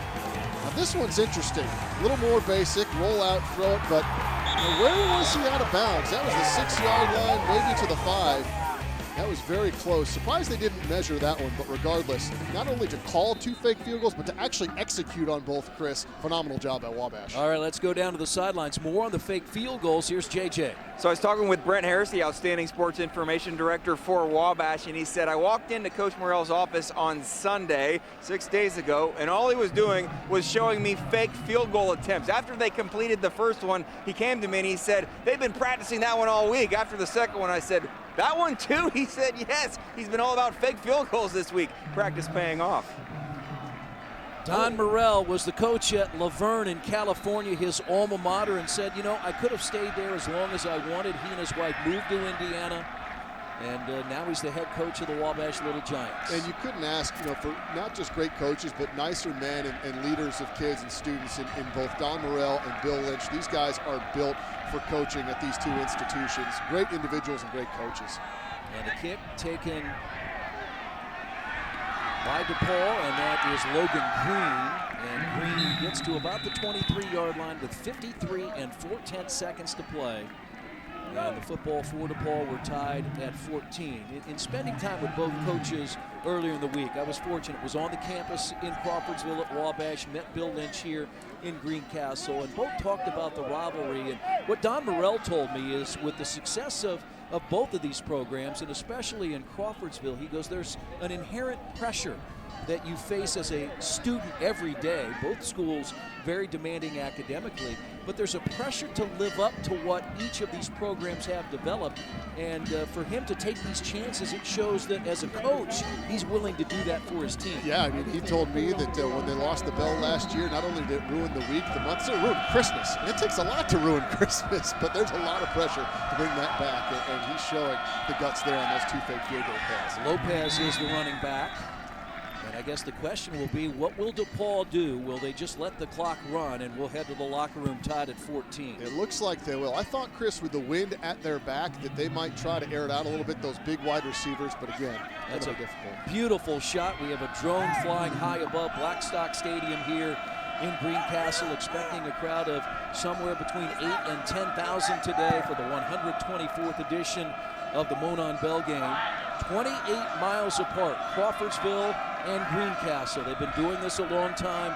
So glad we're happy to present it to you today on Fox Sports Indiana. On second down, Lopez with 9 seconds to play, and that's going to do it at the end of the first half as we played 30 minutes here in Greencastle, and we're knotted up at 14. DePaul twice has had the lead. Wabash twice has come back and tied it. Ike James has a couple of touchdowns this afternoon, and the game is tied at 14, Wabash and DePaul. And this is good for both these teams. You don't see many comebacks in this game, so you don't want to head to the locker room down by a touchdown or more. We thought this one would be fairly even, Chris, and it so far has played to script perfectly. These two teams tied at the half. Jeremiah Johnson with DePaul coach Bill Lynch. I'm not sure you'd have expected to be anything different than tied going into halftime when these two teams get together. They have the momentum after those 2 fake field goals. What do you tell your team? We just got to keep playing. I mean, we talked all week that this game's going to be, there's peaks and valleys in this game. But, both sides are going to make runs. You just got to hang in there and keep playing. I think our defense is really hanging in there really well, and hey, we got to do a better job and give them credit. They executed 2 fake, field goals, and that's not easy. You said the key would be slowing down their running game. You're a good run defense. Are you happy with that aspect? Yeah, shoot, yes. We're going in 14-14. It's a clean game and not a bunch of turnovers or penalties. So it's going to be a good second half. It feels like a high-quality game, not a Division III game. This feels like an intense atmosphere. Yeah, there's a lot of intensity. It's a great rivalry, and we just got to come back out and keep playing our game. Thanks, Bill. Thank you. Bill Lynch has coached at Butler, Ball State, and Indiana as a head coach. He said there is nothing like the Wabash-DePaul rivalry, the 124th meeting between these two schools in the Monon Bell. Wabash and DePaul tied at 14. Our halftime show is next from Greencastle. You're watching today on Fox Sports Indiana.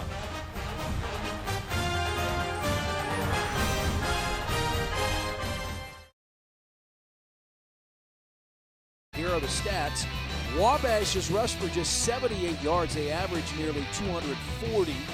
They've thrown it for 115 yards. Really, the numbers are surprising when you look at what DePaul's defense has been able to do on the ground, but Wabash has had success throwing the ball. They really have, Chris. They had a couple of big plays and then a couple of really key third down passes. And, I think if you're Don Morrell, you would take 8 for 16 for 86 yards from Jake Lasky in the first half. I think if you're Bill Lynch and you told him, hey, Ike James is only going to run the ball for 33 yards on 15 carries in the first half, he'd take that as well. And, well, here we are, tied at 14. Before halftime, or at the end of the first half, we heard from head coach Bill Lynch. Now Jeremiah Johnson with Wabash coach Don Morrell.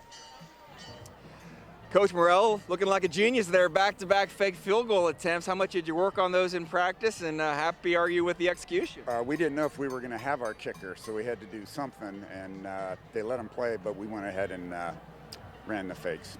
What's the momentum like? What was the vibe inside the locker room, being able to tie the game up? Great vibe, and I think the key to this half, somebody is going to commit a giant turnover. It's not going to be us, okay? But turnovers, and then I think the first team to score in this half has a big advantage too. We talked about the running game. Are you thinking you could get even more on the ground than you got in the first half? Traditionally, we run the ball for a small amount in the first half, and teams wear down, and we do better in the second half, so that's what we're hoping for. Keep an eye on that. Thanks, Coach. Thank you. All right, Don Morrell talked about not having their kicker, Skylar Nehrig, and one of the reasons Skylar and some of his buddies from Wabash tried to steal the Monon Bell. That's a long history in this rivalry between Wabash and DePaul. If you have the bell, you protect the bell. If you don't have the bell, you try to get it. And they were not successful.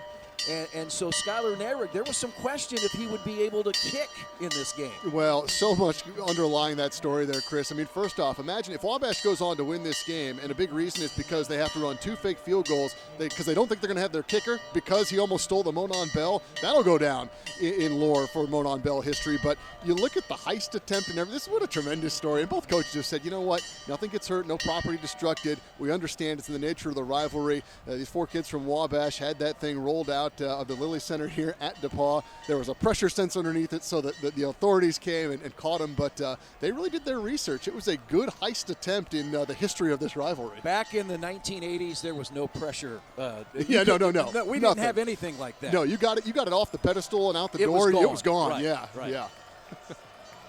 Remember, Wabash won the toss and deferred to start the game, so Jeremy Nutter will kick for the Tigers, who are in the black, Wabash in the white. Downing takes the kick at the 10, 15, 20, 25, 30. He's out to the 35 plus as Wabash will have good field position, and they'll work with the win here in the third quarter. Now, by deferring, that's what Don Morrell wanted to do, but Bill Lynch was clear to me on Monday as much about the wind at this facility as anything, and DePaul will have the wind in the fourth quarter. Yeah, that could be big. So a huge third quarter for Wabash right now to try to take advantage of the wind at their back. And going back to Morrell's interview with JJ, I love the confidence, I love the approach. It's not the cliched interview. He tells you exactly what's going to happen in the second half, exactly what his team needs to do, how they play it out. I like that perspective from Don Morrell. Avant is the running back as Weston Murphy on first down. He throws it, and it's incomplete over the head of Rashawn Jones, second down for the Little Giants. Avant rushed for 41 yards, James for 33 yards in the first half. Murphy is now 10 of 17 for 96 yards through the air. Yeah, and again, just high on that attempt there. We'll see if kind of coming out of the locker room again, maybe the cold for both of these quarterbacks. They each struggled with accuracy early in the game, got better as the first half went on, so something to keep an eye on here in the second half. They go to the air again. Murphy chased out of the pocket, and he will go down. And DePaul brought the pressure that time, really brought the house off the edge. A great job. The first sack of the game for the Tigers. 26th sack of the year for DePaul. They've had 12 different players with a sack this year. Yeah, you'll see Chandler Nicholson right here blows up the running back and able to get in there. One of a couple of Tigers that got a hand on Murphy for the sack. And so now, Wabash third down, 15. Just underway in the third quarter in Greencastle. All 3 pass plays. Murphy has time over the middle, and it's incomplete. It's broken up. Murphy had time on that one in the pocket, went down the field, and Looks like he had a man open in his favorite target, Ryan Thomas, but just couldn't come up with the catch. Some good coverage as well there, but nice pass protection from Wabash that gave the Little Giants a chance to complete that play. And it was Hunter Seago breaking the pass up. Seago's had a nice game in the secondary, coming up big on a couple of run plays, and now the pass break up there, got in front of it, in front of Thomas to break it up. So big stand there from DePaul. Andy Hunt is back. He'll receive the punt at the 26-yard line, and he's got running room. Hunt gets to the outside, and there's a penalty flag as Hunt will be taken down. And a penalty flag on the field, coming over to make the stop for Wabash, Evan Jones.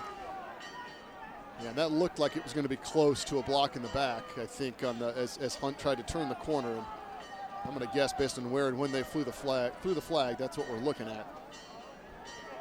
Again, field position crucial in this one. That's another penalty that's going to set DePaul back. You talked about it in the first half. Both these teams. There's no foul for an illegal block in the back. First down, DePaul.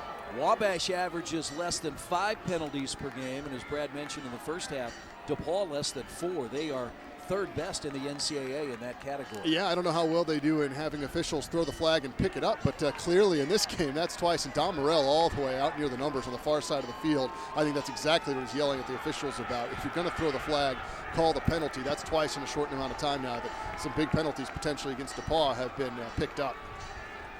3 linemen up front defensively for Wabash: Lucas Bucina, Clay Fullenkamp, and Deontay Simpson. Linebackers: Henry Weberhunt, Evan Hansen, Brock Heffron, and Bishop Rhodes. Well, Morell's really asking for the full explanation, and they gave it to him, and appear to have worked it out here, and we'll get back to play. But Don Morell not happy about the flag being picked up. Evan Hansen is a 3-year starter out of Carmel and Guerin Catholic High School. 68 tackles this year. He anchors that defense for the Little Giants on 1st and 10.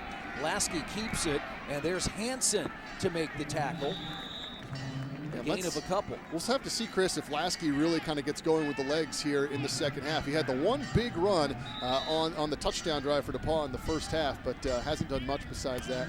Got a Little Giant hurt down on the field. It is number 4, Satchel Burton. Another young man from Arizona, senior, 6'1", 32 tackles this year from his free safety position.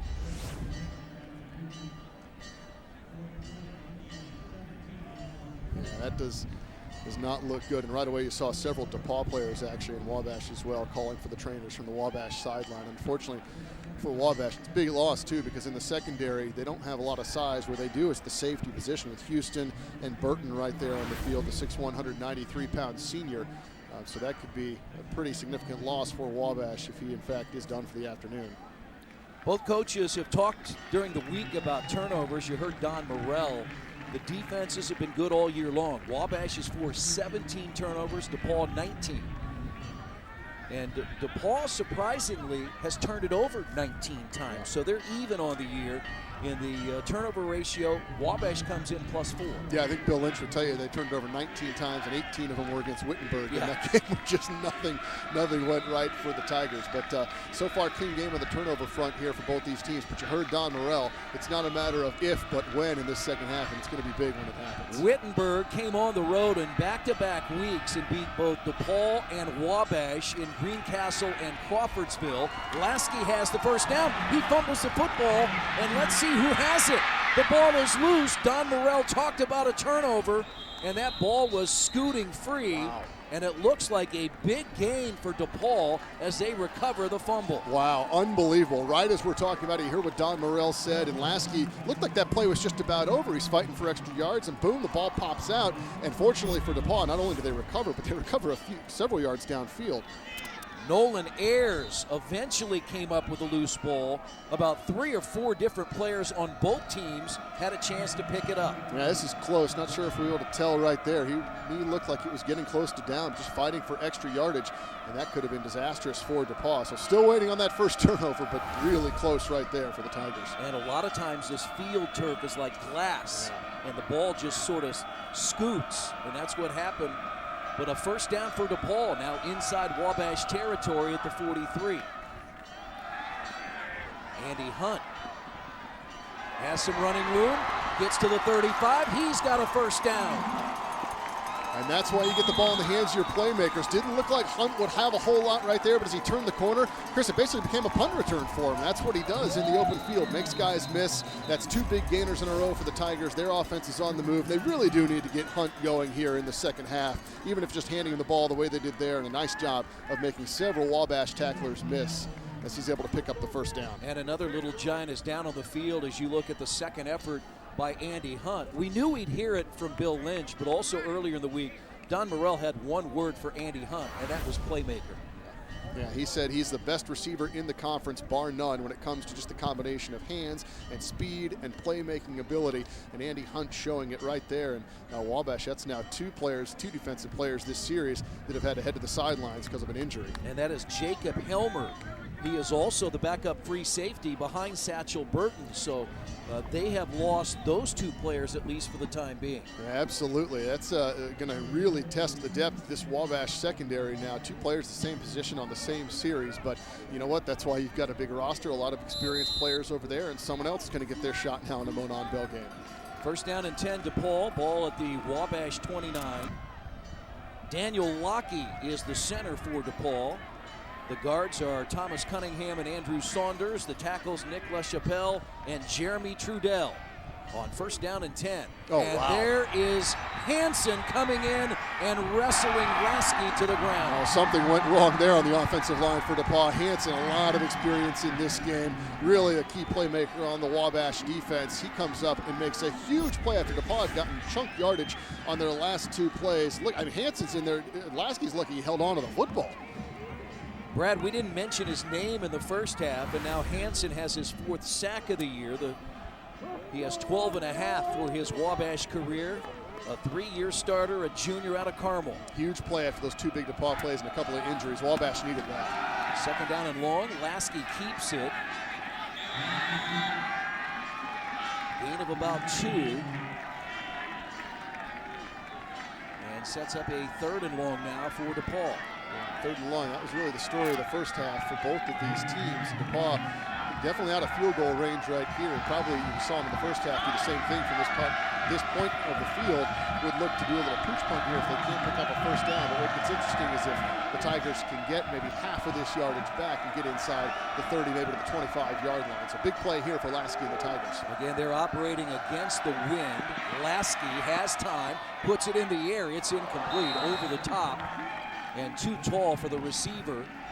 That was Nolan Ayers, and 4th down now for DePaul. Yeah, and that's a tough play as it looks like the Tigers are going to punt like we thought. You know, you're throwing it up to a big receiver in double coverage, and one thing you haven't seen from Jake Lasky here this afternoon, maybe something short over the middle, intermediate routes, and part of that is because he struggles with those routes. He's not a very tall guy. He's a shorter quarterback, under 6 feet tall. It's difficult to see over that defensive line and complete those intermediate routes, those crossing plays. So most of what we've seen is out there on the sidelines down the field. Tyler Downing is back, and he will come up and receive the punt on a short punt by Hunter Seago. And the Little Giants have their second possession of the 3rd quarter. And we'll head to a break with 10:47 to play, tied at 14. The big sack by Evan Hansen, energizing the Little Giants defense here in Greencastle.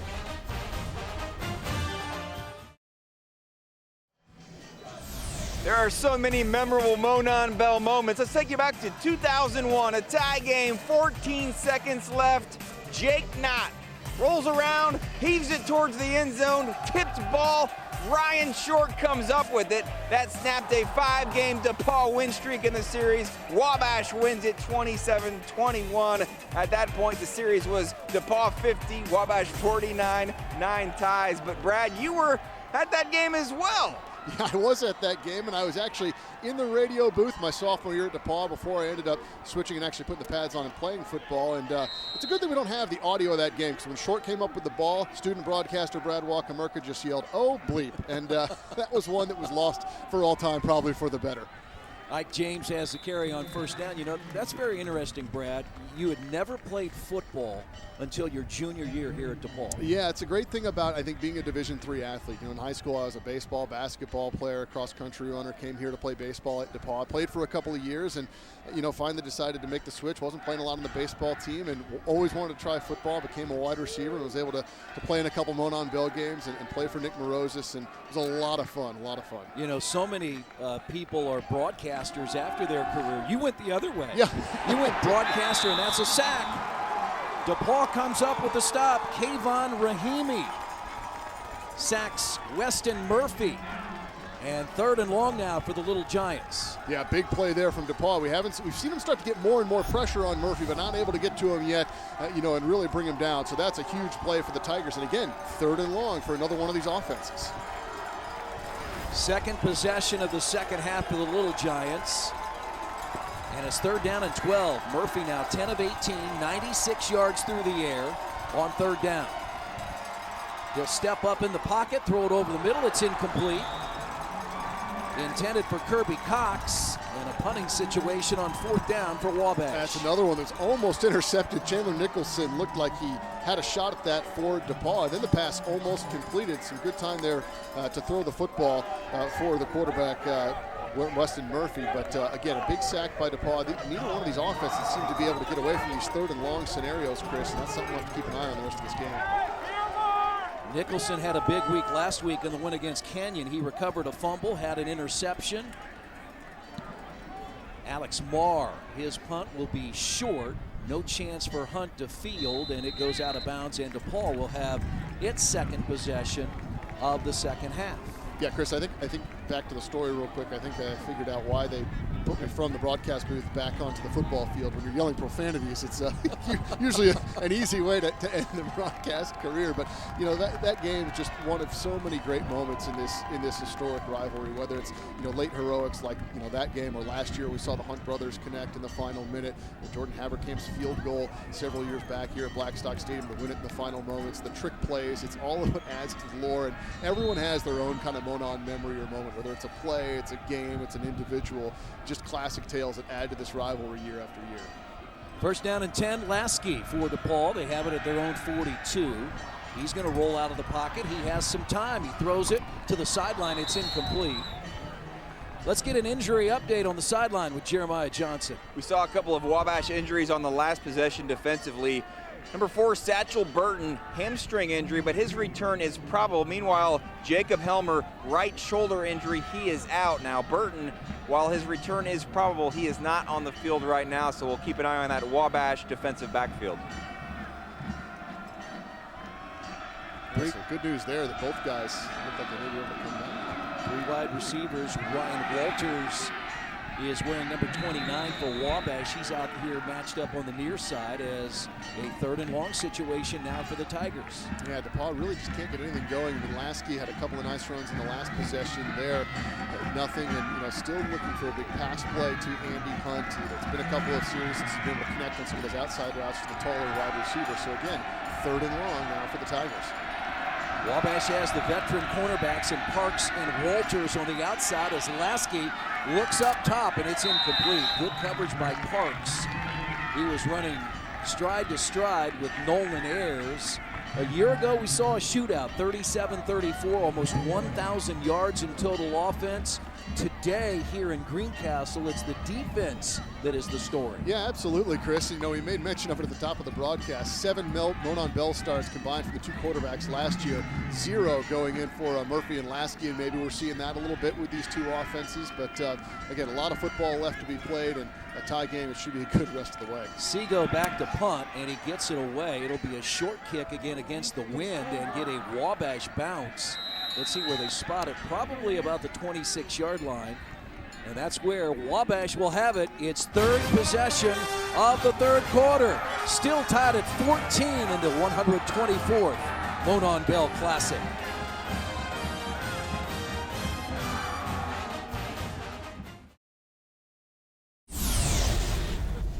Another Monon Bell memory, a flashback. It's Brad Wakamerka in your final game as a college athlete. Yeah, I look pretty good there. You know, see, if I had the field turf, I probably would still be running. It was wet. It was cold and misty and wet. Look, I'll probably say, oh, there we go, a little slip, but hey, that's all right.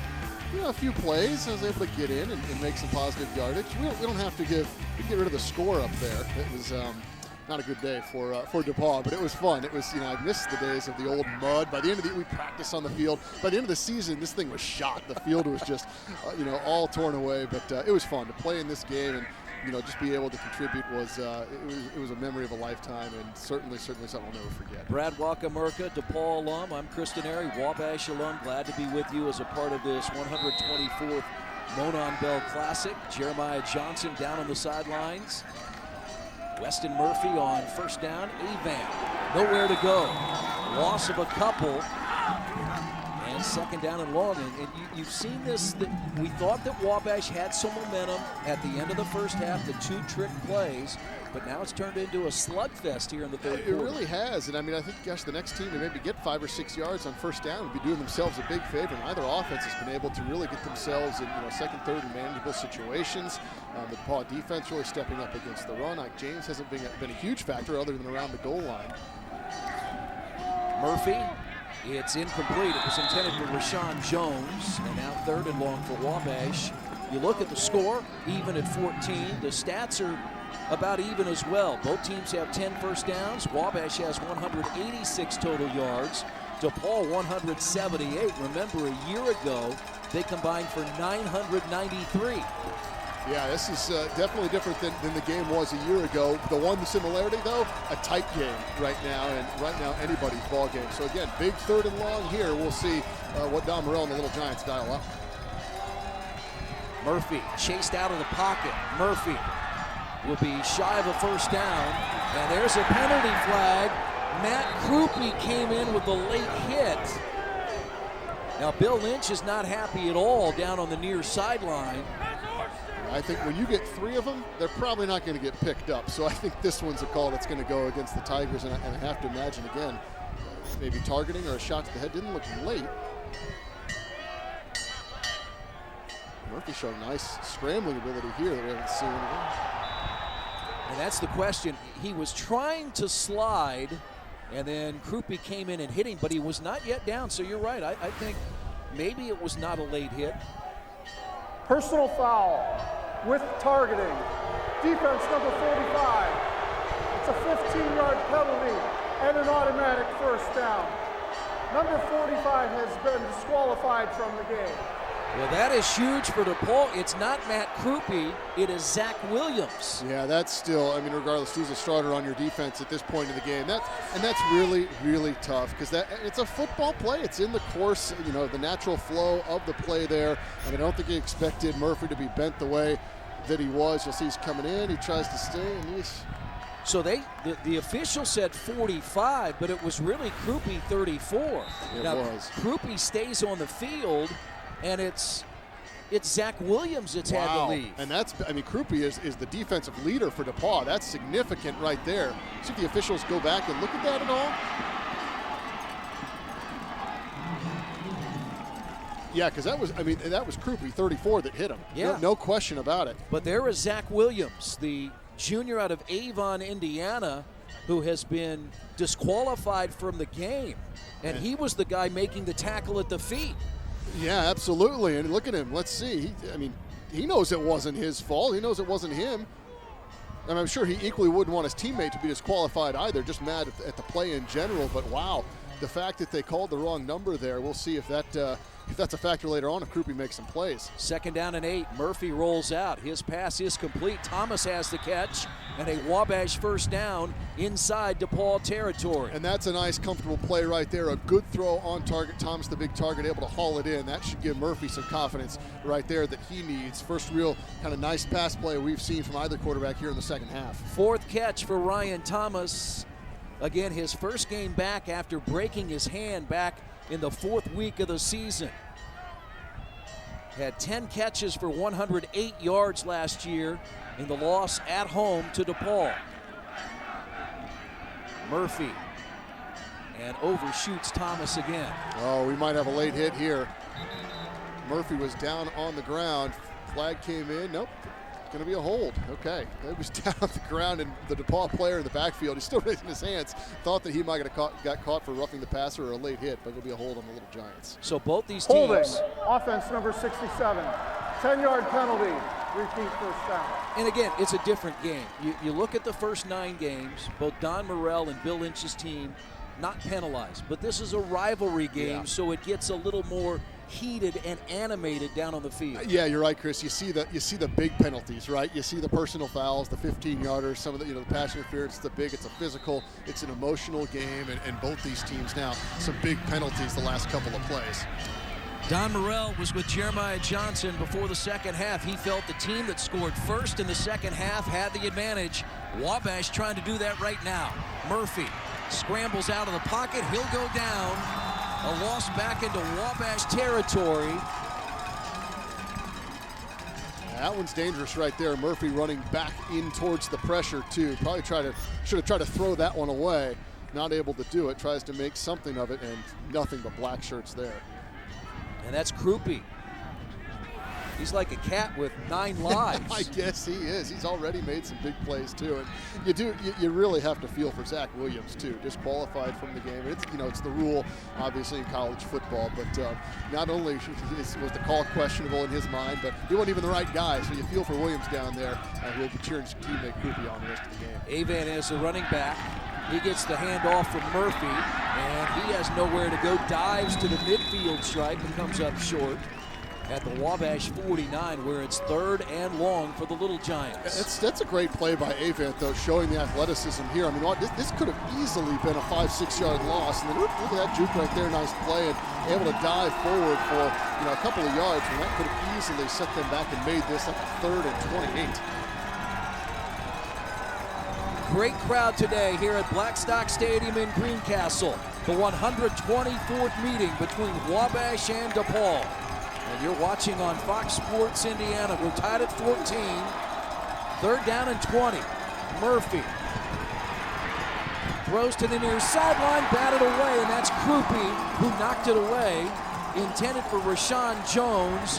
4th down, and Wabash forced a punt. Oh yeah, flag on the DePaul sideline, way downfield by the 25-yard line after the play. It's a celebration or men coming over the sidelines. It's a dangerous pass play there from Wabash into a lot of traffic. That ball knocked up in the air, could have easily been intercepted.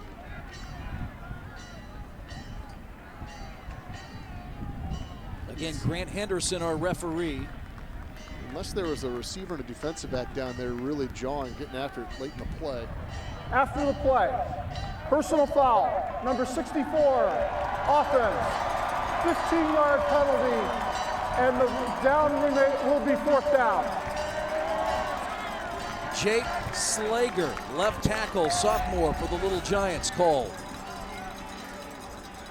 Oh yeah, just a little too much too late. That was a design screen. Didn't work out the way the Little Giants wanted. So that's why you have the offensive lineman down the field there just a little bit too. And that's what we talked about, kind of heated. You're getting into the spirit of the rivalry and just a poor decision there. Marr on to punt. Line drive punt that Hunt fields at the 25. And good pursuit by the Wabash defense. And DePaul will have the football for the 3rd time here in the second half. We're tied at 14. Wabash doing a nice job of containing Andy Hunt. He's had several returnable punts with some low line drive kicks, and the punting team, the punting unit for Wabash, doing a really nice job getting down the field to contain the playmaker for DePaul. So let's see what Lasky comes out here with. If he can get, maybe we'll see some kind of easy pass just to get him back in the flow of the passing game. He has not been on target and had much through the air here so far in the second half. Kickoff temperature was 38 degrees. As Lasky, quarterback keeper, and he fights his way out to the 35-yard line. Let's head to the sidelines. Here's JJ. There is no bigger cheerleader right now on this DePaul sidelines than Zach Williams. He's fired up. He's trying to pump up his team. He's obviously disappointed about what happened, but the first person he went to hug after that defensive stop, Matt Krupe. Nothing was really said. He just said, let's get the job done.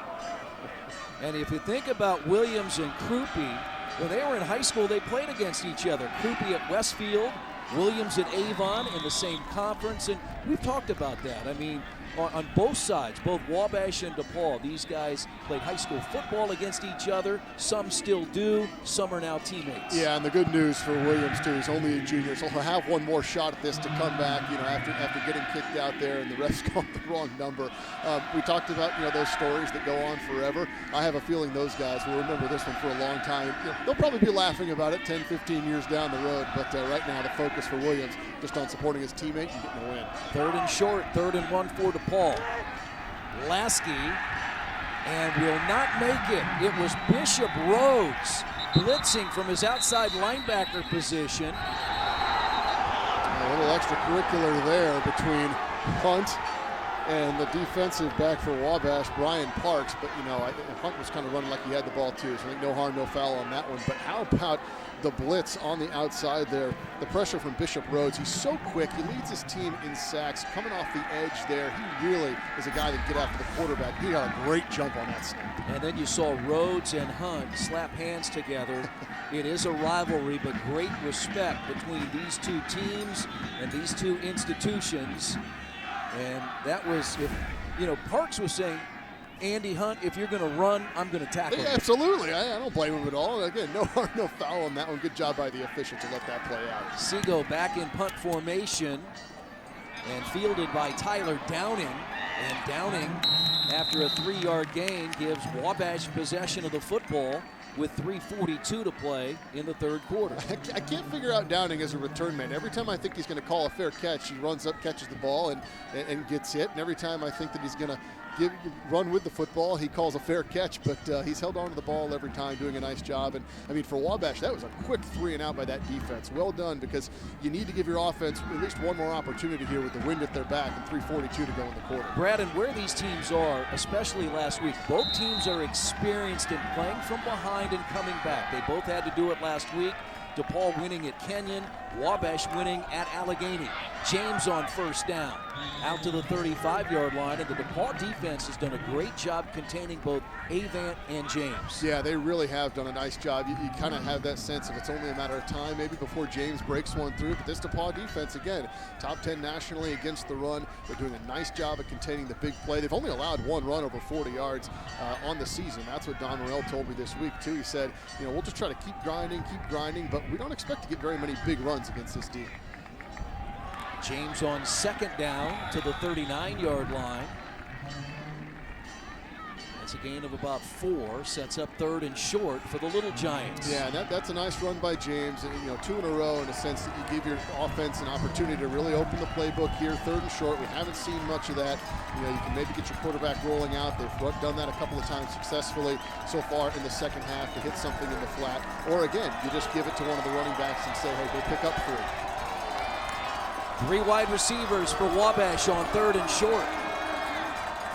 Avant is the running back. Direct snap to Avant. Avant has the 1st down. Out to the 45-yard line. And that's twice they've run that play, the direct snap, kind of on a sweep to Avant. They've run it successfully each time for about 7-8 yards. Earlier on, it was down inside the 10-yard line here. Yeah, very nicely done. You get the quarterback out there blocking, and that's not a small quarterback either. Weston Murphy, 6'2", over 200 pounds, does a nice job on that play of blocking.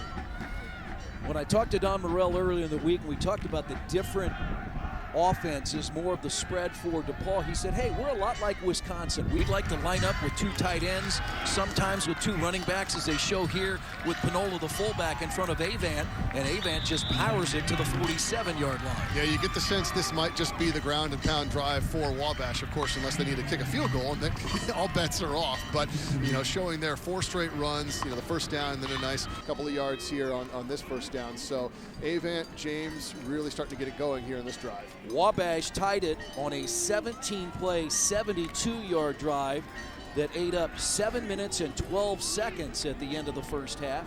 Ike James with his 2nd touchdown, and that's why we're at 14-14 on 2nd down. Murphy looks, it's picked off, it's intercepted. Running the other way is Chandler Nicholson. Nicholson will take it all the way for a touchdown. And Don Morrell said it, unfortunately, it was not his Little Giants. A turnover would be the game changer in the second half. So would the first team to score. It happens to be DePaul. And what a play by Nicholson. Reading that all the way out in the flat, jumps in front of the ball, returns it for 6. A nice move there at the end, and a huge play from that DePaul defense, just when it looked like Wabash was really starting to have their way on the ground on offense. Nicholson had a fourth quarter interception last week at Canyon. That's his 4th of the year, and he returns it, a pick 6 for DePaul. And I'm just not sure if Murphy didn't see Nicholson. He read the play beautifully out in the flat, just jumped right in front of it. One man down here to beat, and that is a huge play for the DePaul defense, especially with the offense struggling to start the third quarter, and they have a chance to go up now 7 here late in the third. First turnover of the game. We also had penalty flags on the field. I think it was celebration because it was after Nicholson crossed the goal line. There was a lot of black jerseys out there on the field. Number 33, excessive celebration. The result of the play is a touchdown. The penalty will be enforced on the kickoff. So the penalty is against DePaul. I think he pointed the wrong way. And so excessive celebration against the Tigers. They'll kick the extra point, and then the penalty will be assessed on the kickoff. So DePaul takes the lead for a third time. They've led 7-0, 14-7, and now 20-14. Sideline warning on Wabash too. I love that penalty on number 33. I think they just had to pick a number out of a hat for because I think 33 is Brandon Gerke, reserve defensive players down there in the middle of the sideline somewhere. But who me? What did I do? Just out here celebrating a touchdown for my team. So the first turnover today, and DePaul returns it for a touchdown as Jake Tanner is on for his 3rd extra point. It's like the hockey, too many men on the ice, and some guys get off the bench and go into the penalty box when you get the excessive celebration, too many men on the field. Will Harris, the holder. Matt Krupe is the long snapper. And the kick is up, and the kick is good. So just like that, Chandler Nicholson changes the story of this game. The 5'11 junior from Bedford, Indiana, has his 4th interception of the year. This for a touchdown. And DePaul leads Wabash 21-14.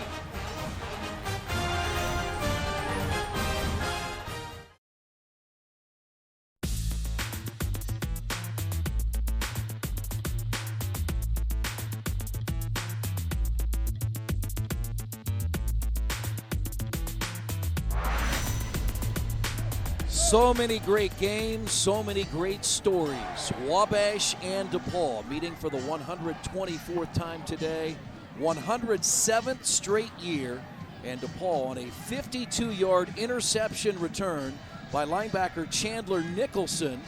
And the Tigers have taken the lead 21-14 with Brad Wakamerka. And on the sideline, Jeremiah Johnson, our outstanding crew. We bring you the Monon Bell rivalry on Fox Sports Indiana for the first time. Yeah, and I think if you're Wabash, obviously a big setback there, but go back to what you were doing. You're running the ball well. They had 5 straight run plays before that pass. They picked up a first down. And you got, what, minute 19 here with the wind at your back before you switch the field. We haven't seen those 2 running backs really get unleashed. I think you come out, you try to do the same thing, establish the run, get that tempo going with James, with Avant, and see if you can't get DePaul backed up a little bit on their heels defensively. And they have to kick the ball from the 20 against the wind. So with 1:19 to play, an advantage here for Wabash, and they'll try to take advantage with the win here in the final 79 seconds. Yeah, that could be a significant penalty against DePaul. But a good kick by Jeremy Nutter. It drives Downing back. Downing gets all the way to the 40-yard line, out to the 43, and that's where Wabash will have it, 1st and 10. Yeah, it was a good kick distance-wise, but it didn't leave a whole lot of time for the DePaul return team to get down there and make a play, and Downing had about 15 yards to run before he even saw a black shirt. So good field position for Wabash again. Right back about where they were before the interception. I think you just keep going on the ground, especially after that interception from Murphy. You got James in there, and let's see if that offense can really crank things up here in the final minute of the third. That is the first interception run for a score for DePaul since 2008. Murphy on first down, chased out of the pocket, and he throws on the run. It's incomplete. Another dangerous throw there with some black shirts back behind the receiver, a little bit behind the Wabash receiver, Cox on that one. And again, we'll see if Murphy continues to go to the air, if they look for James. That's a pretty amazing stat. Since 2008, DePaul has not had a pick six. 264 yards per game on the ground, just 93 today for Avant and Ike James. We knew something would give when a great rush offense goes against a great rush defense. Right now in favor of the Tigers, but still a lot of time left in this, and with those two weapons, you can't count either one out right now. James in the backfield takes the handoff from Murphy, but nowhere to go. Anthony Sansone, 6-foot sophomore out of St. Louis, Missouri, makes the tackle for DePaul. Yeah, starting to call some different names too. A lot of guys rotating in and getting action for DePaul on defense, and that's what Bill Lynch said he liked to do with this 3-4 scheme, especially at the linebacker position. A lot of bodies, a lot of depth to be able to roll guys in and out and stay fresh, and we're seeing that now for the DePaul defense. And again, another 3rd and long now here for Wabash. Again, DePaul has not won back-to-back bell games since 2007 and 2008. Trying to make it 2 straight and retain the Monon Bell on 3rd down. Late 3rd quarter, Murphy. And a first down for Wabash. He finds his tight end, Dylan Baresh. That's a great catch by Baresh in traffic, and a really nice throw by Murphy under pressure. Hasn't completed his last couple of passes, and look at Baresh right in the middle here, comes open, great catch over the middle, hangs on to the ball after the big hit too. Nice one by Nicholson, but a big first down for Wabash now into Tiger territory. And they will let the clock run out. They're not concerned, I think, right now with the wind. They just want to make sure they get the play right. They'll be going against the wind in the 4th quarter. Yeah, absolutely, and they get it right there with a big first down, moving the ball into Tiger territory now. So going to be an exciting 4th quarter coming up. DePaul has the lead. The 52-yard return of an interception for a touchdown. The Tigers lead the Little Giants 21-14.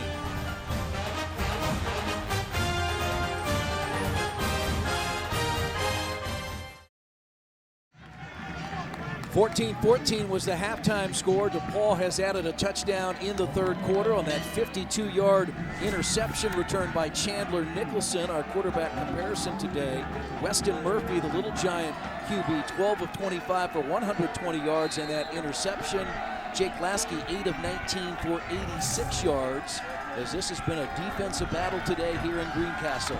First down and 10. Murphy has time, forced the pass. It is incomplete. And it was intended for Kirby Cox, and it looked like he was wide open. And Nicholson almost had another interception here. Let's see how close he was. Cox was open. Oh, both guys had a shot. Just got tipped by Nicholson. What another good play by Nicholson. And there you go, first play of the 4th quarter with that wind in the face now of Wabash. I think they're going the other way. That ball is probably complete. The wind knocking it down a little bit. Thomas, the wide receiver here on the near side.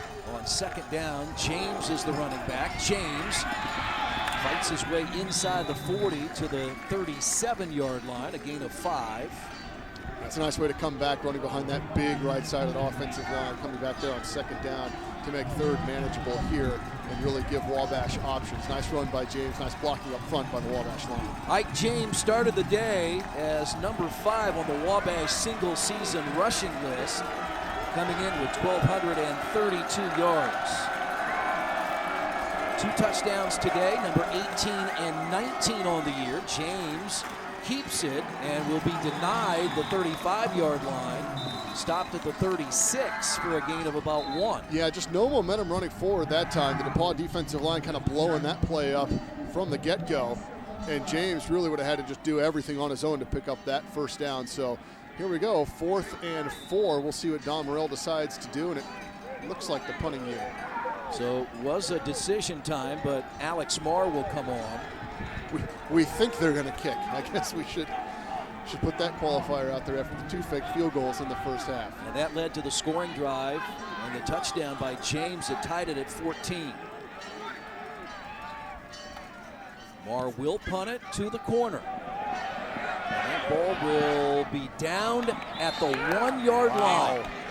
Wow, what a punt, what a play. Andy Hunt tried to go over and see if he could knock the Wabash player out, maybe have him knock the ball out of the end zone, but that's a phenomenal punt and a great job down there by Wabash to pin DePaul deep. You see the kick here, perfectly angled. Ahmad Hill makes the play, a 5'3", 137-pound defensive back and a freshman out of Fort Wayne with a huge play on this Monon Bell Saturday. 21-14, DePaul has the lead. Let's hit the sideline with Jeremiah Johnson. The Monon Bell trophy is on the DePaul sideline, but Wabash has a trophy of their own. Take a look at this helmet. Offensive line coach Ole Olmstead started a tradition last year with having every offensive lineman, whether they play or not, write on a piece of tape their message of what they're going to do in the Monon Bell game. Some, it says, help keep the sideline up. Some, of course, making some great blocks. This is on the sideline. Second year in a row they've done it. Fires everybody up. Another little story in this Monon Bell rivalry.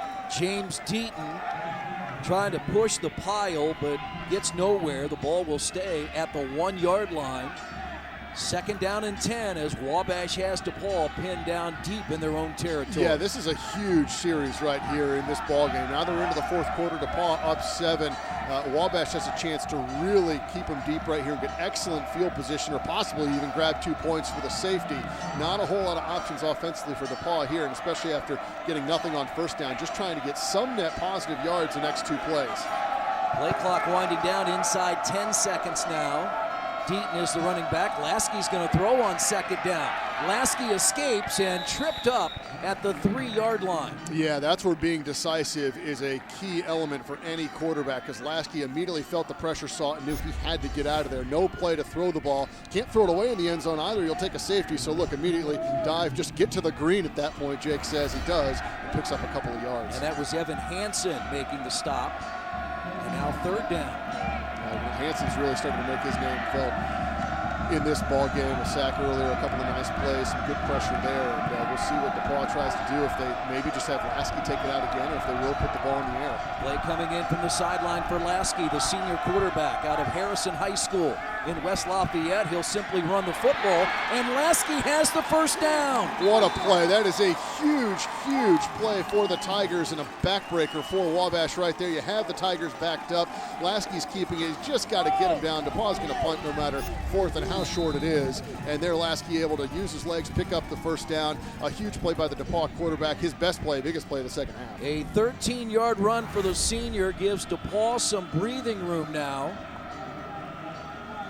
And now you get the sense the Tigers can really operate their offense for the first time in the second half. Wind at their back.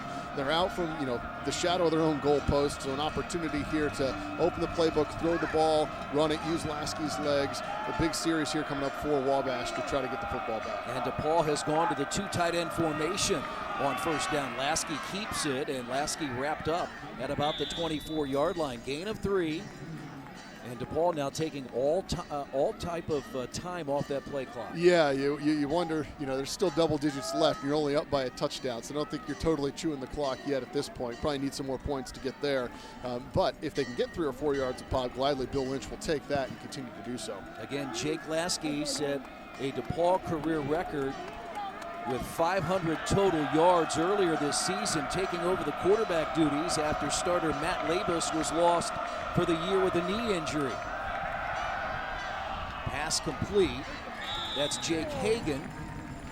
So it's interesting, in those 500 total yards, the record he broke was Jason Lee's, set 17 years ago against Hope College in 2000. I talked to Jason this week. I knew him. I played with him. I just wanted to get his sense of what it meant to have that record broken, what he felt. And he said the first thing I thought was, well, it's crap they gave him credit for the running, because I couldn't run a yard to save my life. In fact, Jason actually threw for more yards, and he finally finished with that game because he ran for negative to add to his net total, or take away from it, I should say. But he said he was happy for Lasky, because Lasky did it in a win, which Jason did not, and it was good to see that record finally fall. We apologize if you're experiencing technical difficulties on third down and short, and nowhere to go for DePaul. A new running back in, that's DeMarco Henry, who scored 3 touchdowns on the ground last week against Kenyon. Oh, this could be a game changer here for Wabash. What a play on third and short to be able to get DePaul off the field. A great tackle in the backfield that time for Wabash by Cordell Prescott.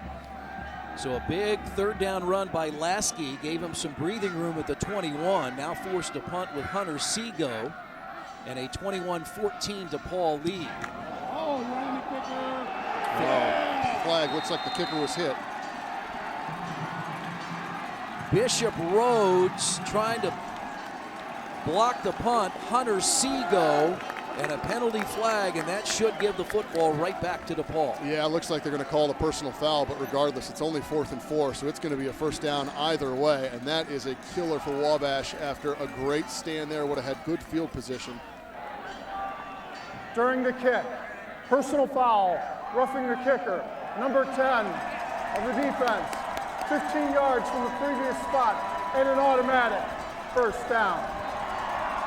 So again, Chris, the big mistakes, big penalties. They're not the 5-yard, they're all the 15-yard variety, it seems like, this afternoon. And Bishop Rhodes knew he had done it. Hunter Seago applauds. And Rhodes has had such a tremendous game here this afternoon, too. Hate to see that penalty, but look, your Wabash, you come right back out. You know, you still have a great opportunity here. Get DePaul off the field, 3 and out, and turn it back over to your offense. So penalty hurts now, but still a good opportunity for Wabash to come up defensively with a big play here. Little Giants lost last year in Crawfordsville, 37-34. Trying to take back the bell. DePaul trying to hold on to the Monon Bell. And Jake Lasky is the senior quarterback of the Tigers on first down.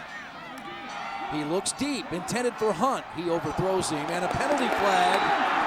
That's a good call. I don't know what the defensive back is doing right there at the last minute, almost with a hip, reached out and just bumped Hunt on the play. And it's probably a ball that he's not going to catch that ball either, and maybe the officials will look to discuss that, but definitely a bump as the ball was getting there.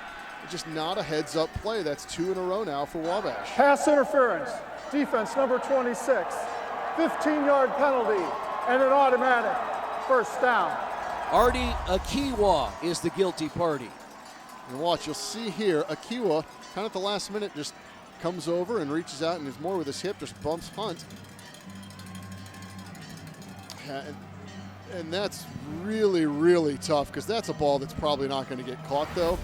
So that's a difficult penalty right there for Wabash. Not a smart play by Aquila to make that contact late, but I doubt Hunt's going to come up with that football. And that's after Aquila made a great tackle earlier on third down. Wabash's 8th penalty for 94 yards this afternoon.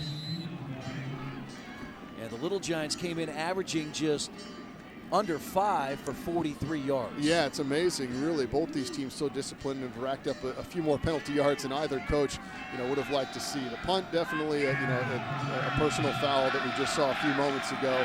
That one, I think, was a foul, but was that ball catchable? Probably not. So a very tough one for Wabash to swallow there, but that's all right. A good play there on first down, and now let's see if the Wabash defense can get after the Tigers here on second and 8. Inside 9 minutes in the fourth quarter. DePaul by a 21-14 count. Hunt the catch. Ball spotted at the 38. That's very close, and it is a DePaul first down. Yeah, just a nice quick play out there in the flat. Easy throw and catch to Hunt. That's something hopefully get Lasky on track a little bit throwing the football. He has struggled with all afternoon, especially here in the second half. Wabash and DePaul. Wittenberg will win the North Coast Athletic Conference, but the Monon Bell is on the line today. Lasky, the keeper, he's inside the 30, down to the 29-yard line. Yeah, now, Chris, you expand the field a little bit with the wind behind the backs of the DePaul Tigers. So, a field goal, getting close to field goal range. Bill Lynch has kind of said about the 25-yard line and in is when they'll think about it. So they're approaching that territory. But DePaul obviously thinking 7 here and not 3. The time's starting to be a factor if you're the Little Giants approaching 8 minutes to play. James Deaton is the running back with Lasky in the backfield. On second and short, that pass is wide and incomplete. And he was wide open, too, the wide receiver. That's unfortunate that they couldn't make that connection. Just a quick little hitch route right there, and Lasky throwing it behind his intended target, Nolan Ayers. Third down at the Wabash 29. You know, the one thing that incomplete pass did is it stopped the clock, and that's good for Wabash. Yeah, that could be that one could really come back to haunt DePaul. That was an easy pitch and catch. Clock still going. Would have been a first down. And now, if you don't pick up a first down here, the clock stopped. More time back for Wabash. So, big play here will potentially erase that last one. But that one could be a significant one when we see what happens after this play. Wilson, Hunt, and Hagan at the top of the screen, the receivers, but they're looking for Nolan Ayers, and it's incomplete. A lot of contact there. They tried that back shoulder throw again, but great job by the defensive back to break that play up. That's Brian Parks, who they've picked on a little bit today, and Parks almost had a huge interception, and now we'll see what happens on 4th and 1 if the Tigers decide to go for it. Now there's Parks, who probably it would have been hard to hang on to that ball inbounds, but a good play. 4th down and 1. DePaul keeps its offense on the field. Wabash converted a couple of 4th downs with fake field goals back in the first half. A lot of pressure along the line. I don't know, it feels like a Lasky run. Lasky, he'll be stopped. Wabash's defense holds. Little Giants have the football. That's a huge play by Wabash. They moved the defensive line around a little bit. The last minute collapsed back in on the hole where Lasky was looking to go. A great job, a huge play by the Wabash defense after a couple of penalties to get DePaul off the field and get the football back. Little Giants needed the D to rise. They did. They'll have the football when we return.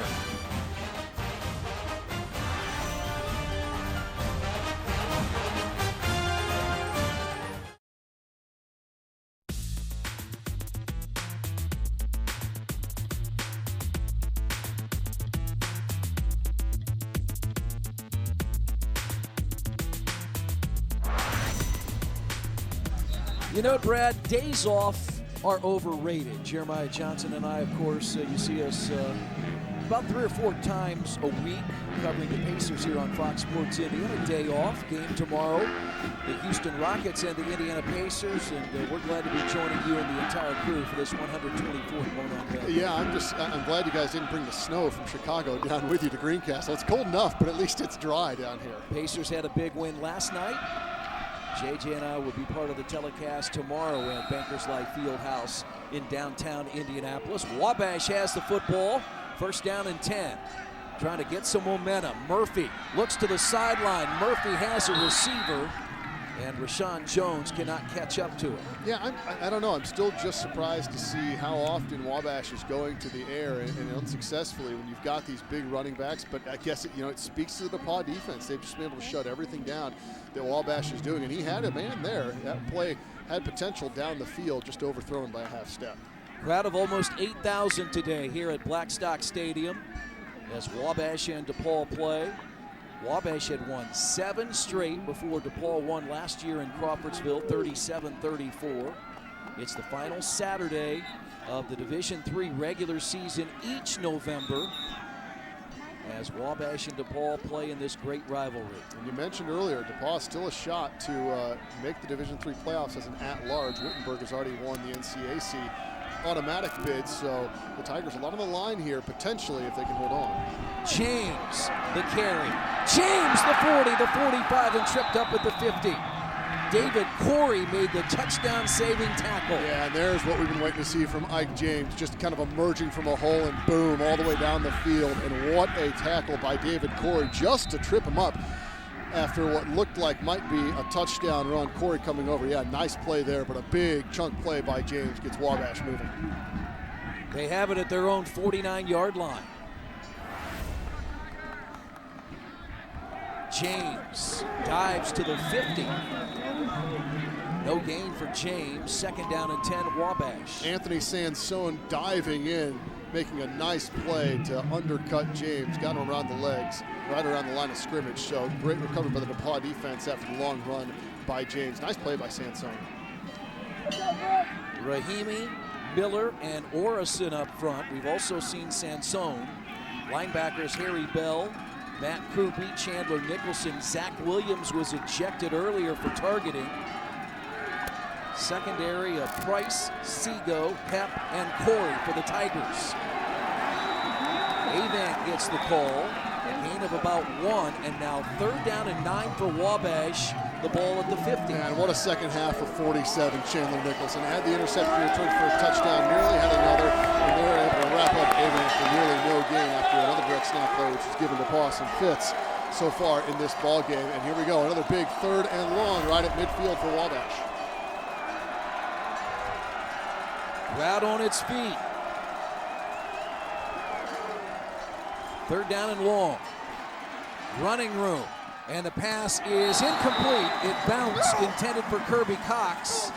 And 4th down, Wabash will look to punt the football with 6:06 to play. That's a tough throw from Weston Murphy, but that was a good play. It looked for a minute like he would try to tuck and run. I doubt he would have made the 1st down. A lot of black shirts there, and he had a man, but that's a tough throw while you're running, and a good effort by Kirby Cox. Just couldn't come up with it. Throw was a little bit low, but a good decision there by Murphy to try to throw it downfield for the big play, and even better stand for the Tiger defense. Alex Marr is on. Does Don Morrell have another trick play up his sleeve?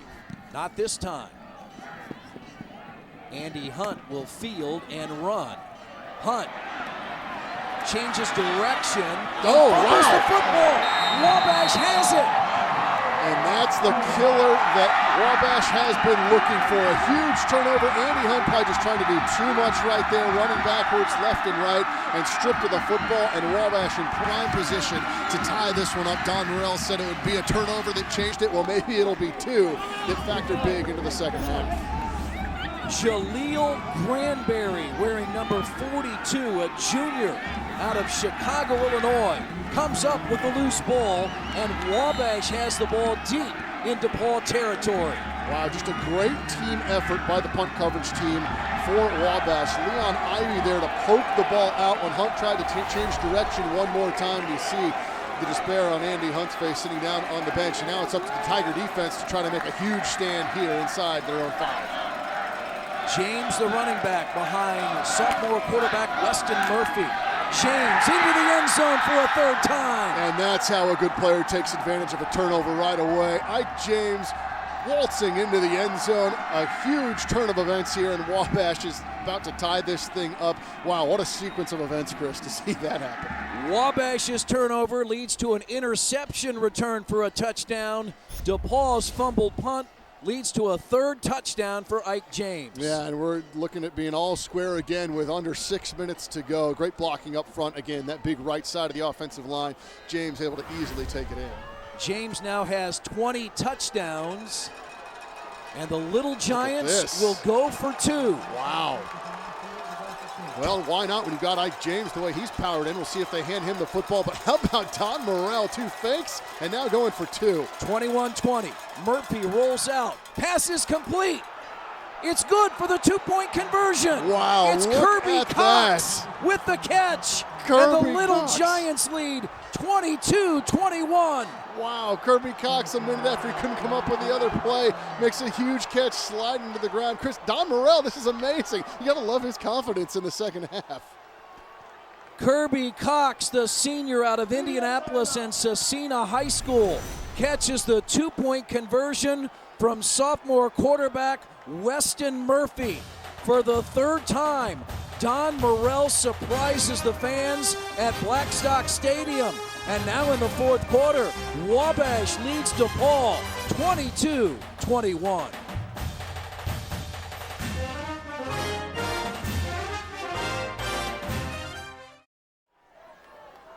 Turnovers have led to the last 2 touchdowns, one for DePaul and one for Wabash. And just when you thought Wabash would kick the extra point to tie the game, they go for the lead in the 2-point conversion. Unbelievable, and they get it, and that is so close too. In college, you know, you're down, and the knees down, no contact needed, and Cox just able to corral that pass right at the goal line. But how about Don Morrell? You know, DePaul, they have a shot to possibly go to the playoffs we were just talking about. Wabash, it's the Monon Bell or bust at this point, so why not go for it? A great call by Don Morrell there. Now you've put all the pressure back on the DePaul offense and Jake Lasky with 5:49 to go and trailing by a point.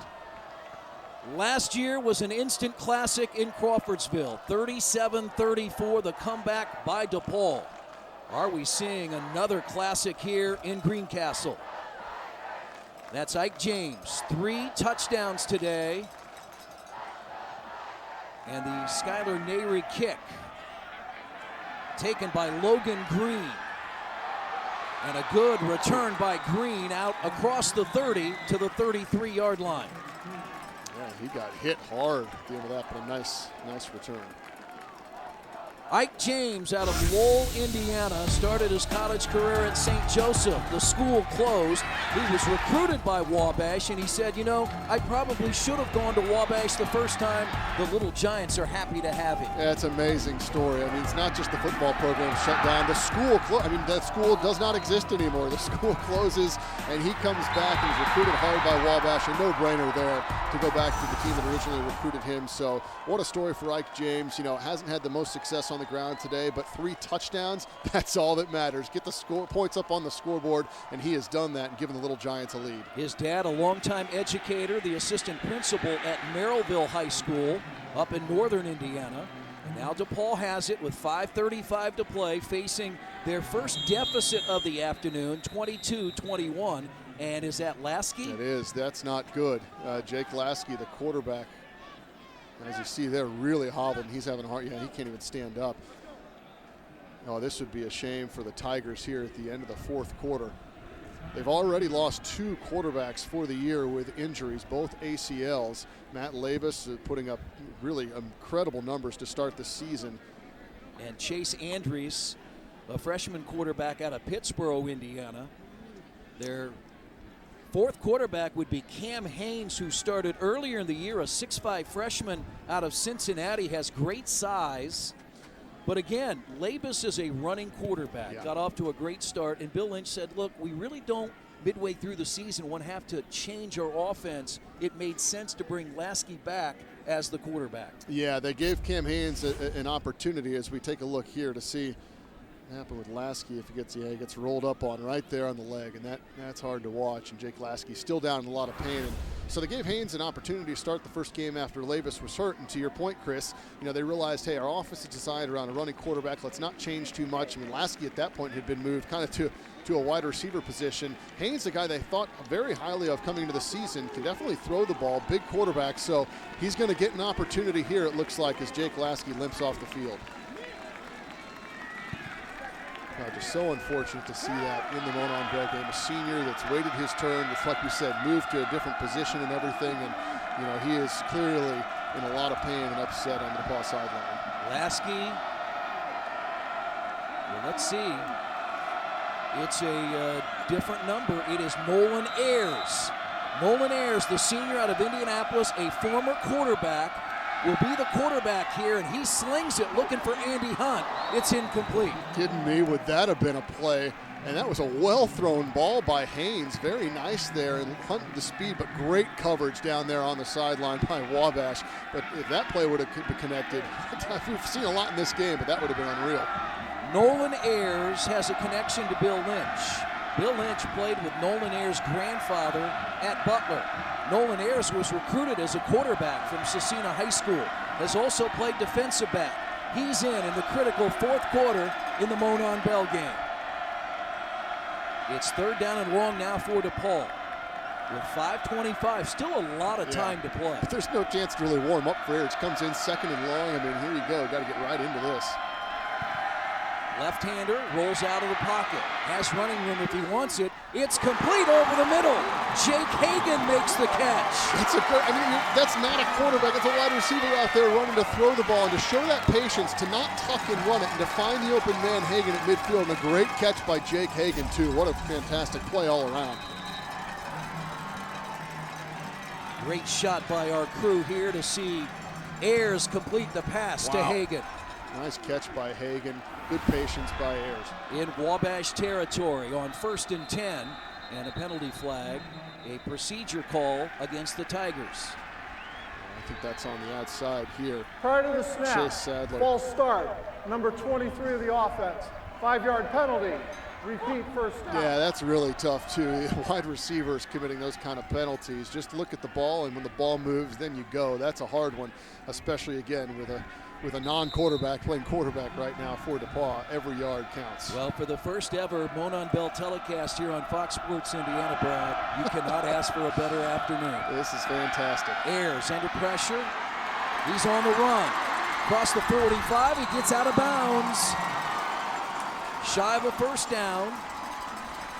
It'll be third down now for DePaul. Yeah, but Chris, I mean, what we were talking about earlier, you look at the fact that this offense is built around a running quarterback. Makes sense that Ayers is a guy that maybe you throw in here in this situation because he certainly as an athlete can do that. And you see him getting very close to the marker there. So after the penalty, second and short now. With Jeremiah Johnson and Brad Wakamerka, I'm Chris Canary, our entire Fox Sports Indiana crew. The 124th Monon Bell game, and it's incomplete, intended for Chase Sadler. Yeah, that ball didn't miss by much. Nice effort by Sadler, but a huge third down coming up here as you see Ayers, the lefty. You know, that's one thing that Ayers does have over Lasky is a lot of size. So maybe some of those routes kind of middle of the field, being able to run some of those now come back into play for DePaul with a much bigger quarterback under center. Nolan Ayers coming into this game had attempted one pass this year. Forced into duty with the injury to Jake Lasky. 4 wide receivers on third and short. Ayers has time, wafts it over the middle. Hunt has the catch. Wow, wide open Andy Hunt and Nolan Ayers. It's amazing back there, just dancing around like a seasoned veteran quarterback, standing tall in the pocket and able to fire downfield and find Hunt for the big game. No one felt worse than Andy Hunt fumbling the punt that allowed Wabash to score and take the lead.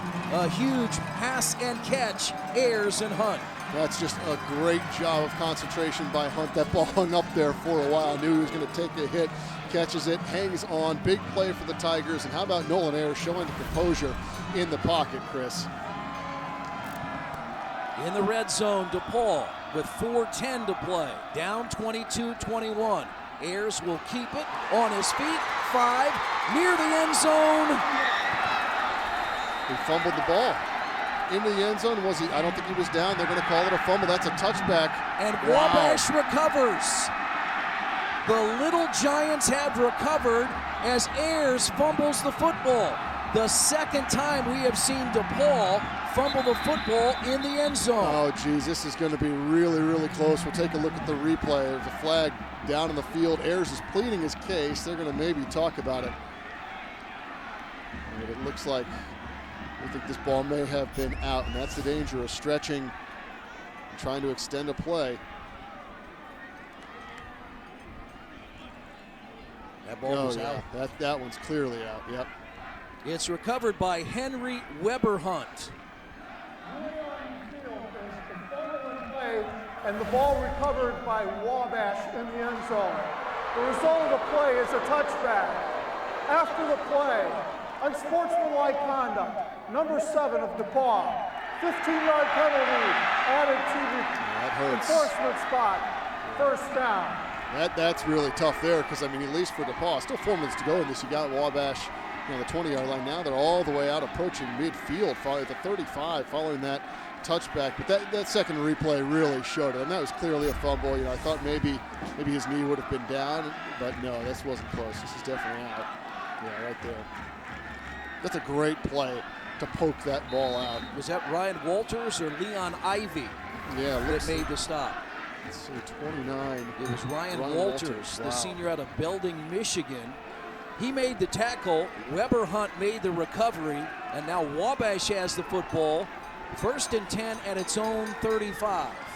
That's an amazing play by Walters. I mean, give Harris credit for stepping in as an emergency quarterback, but what a huge play from the Wabash defense. And now this is what Wabash would like to do, keep it on the ground with James and Avant and try to bleed the clock here in Greencastle. Yeah, absolutely. I mean, you know, worst case, you're able to bleed some clock and then you punt it from your own, 40, 35-yard line.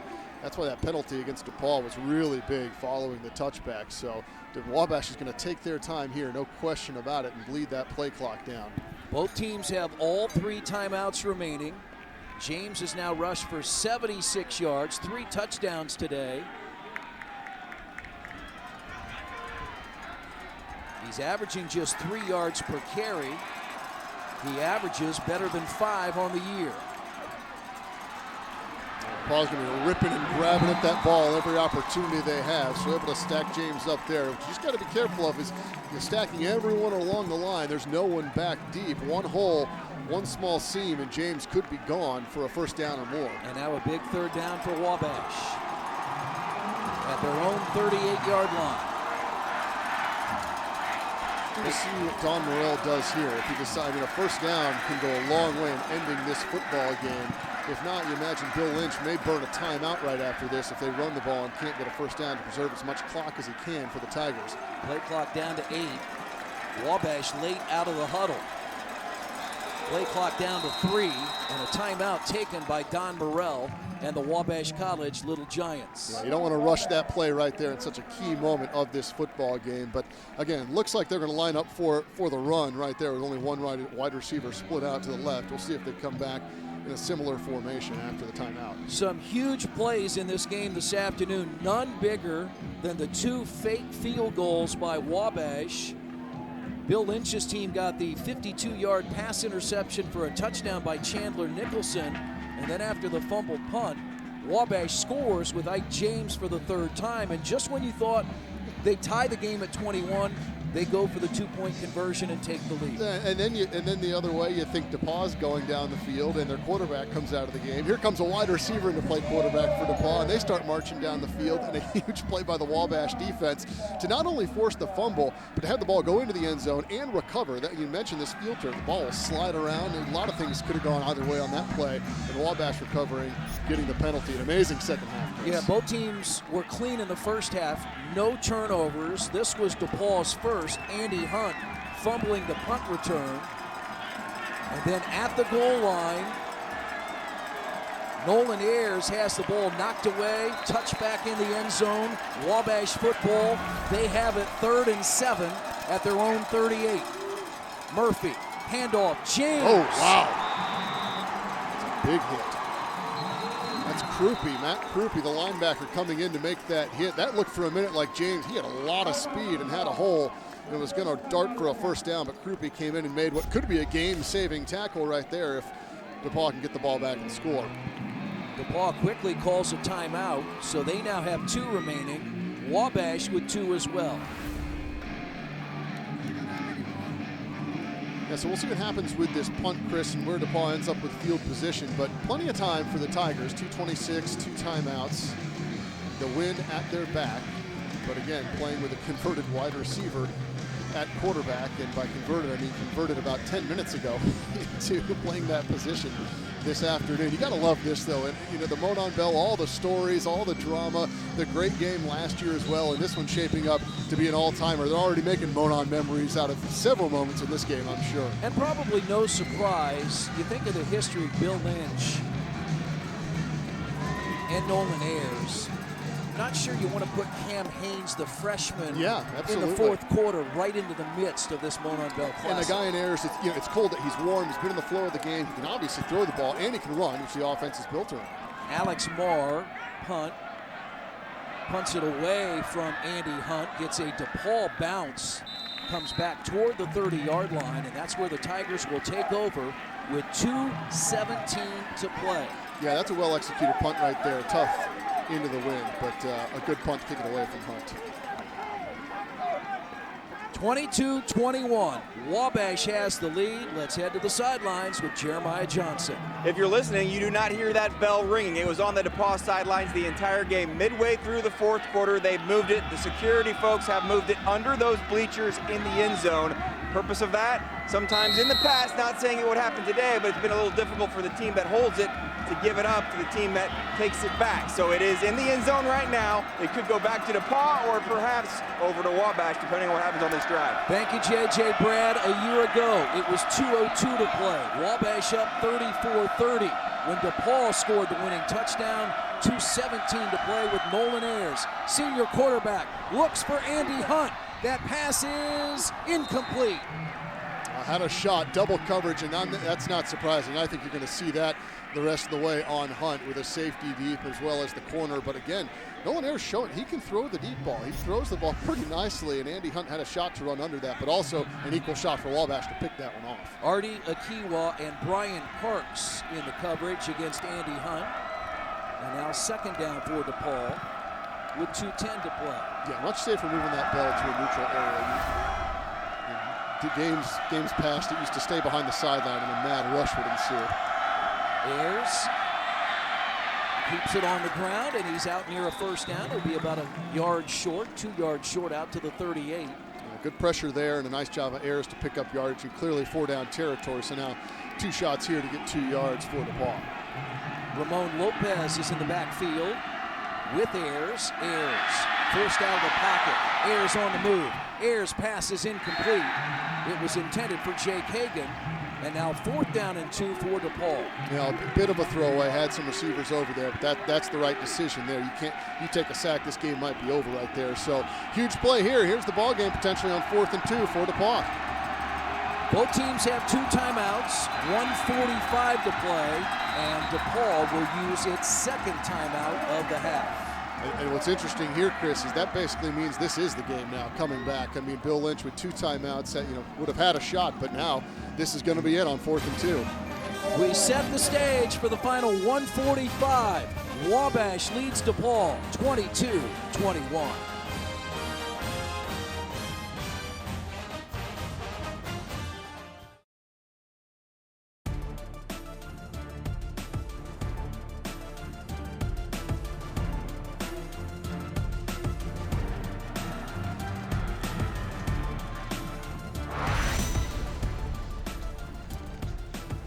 Nolan Ayers started his DePaul career as a quarterback.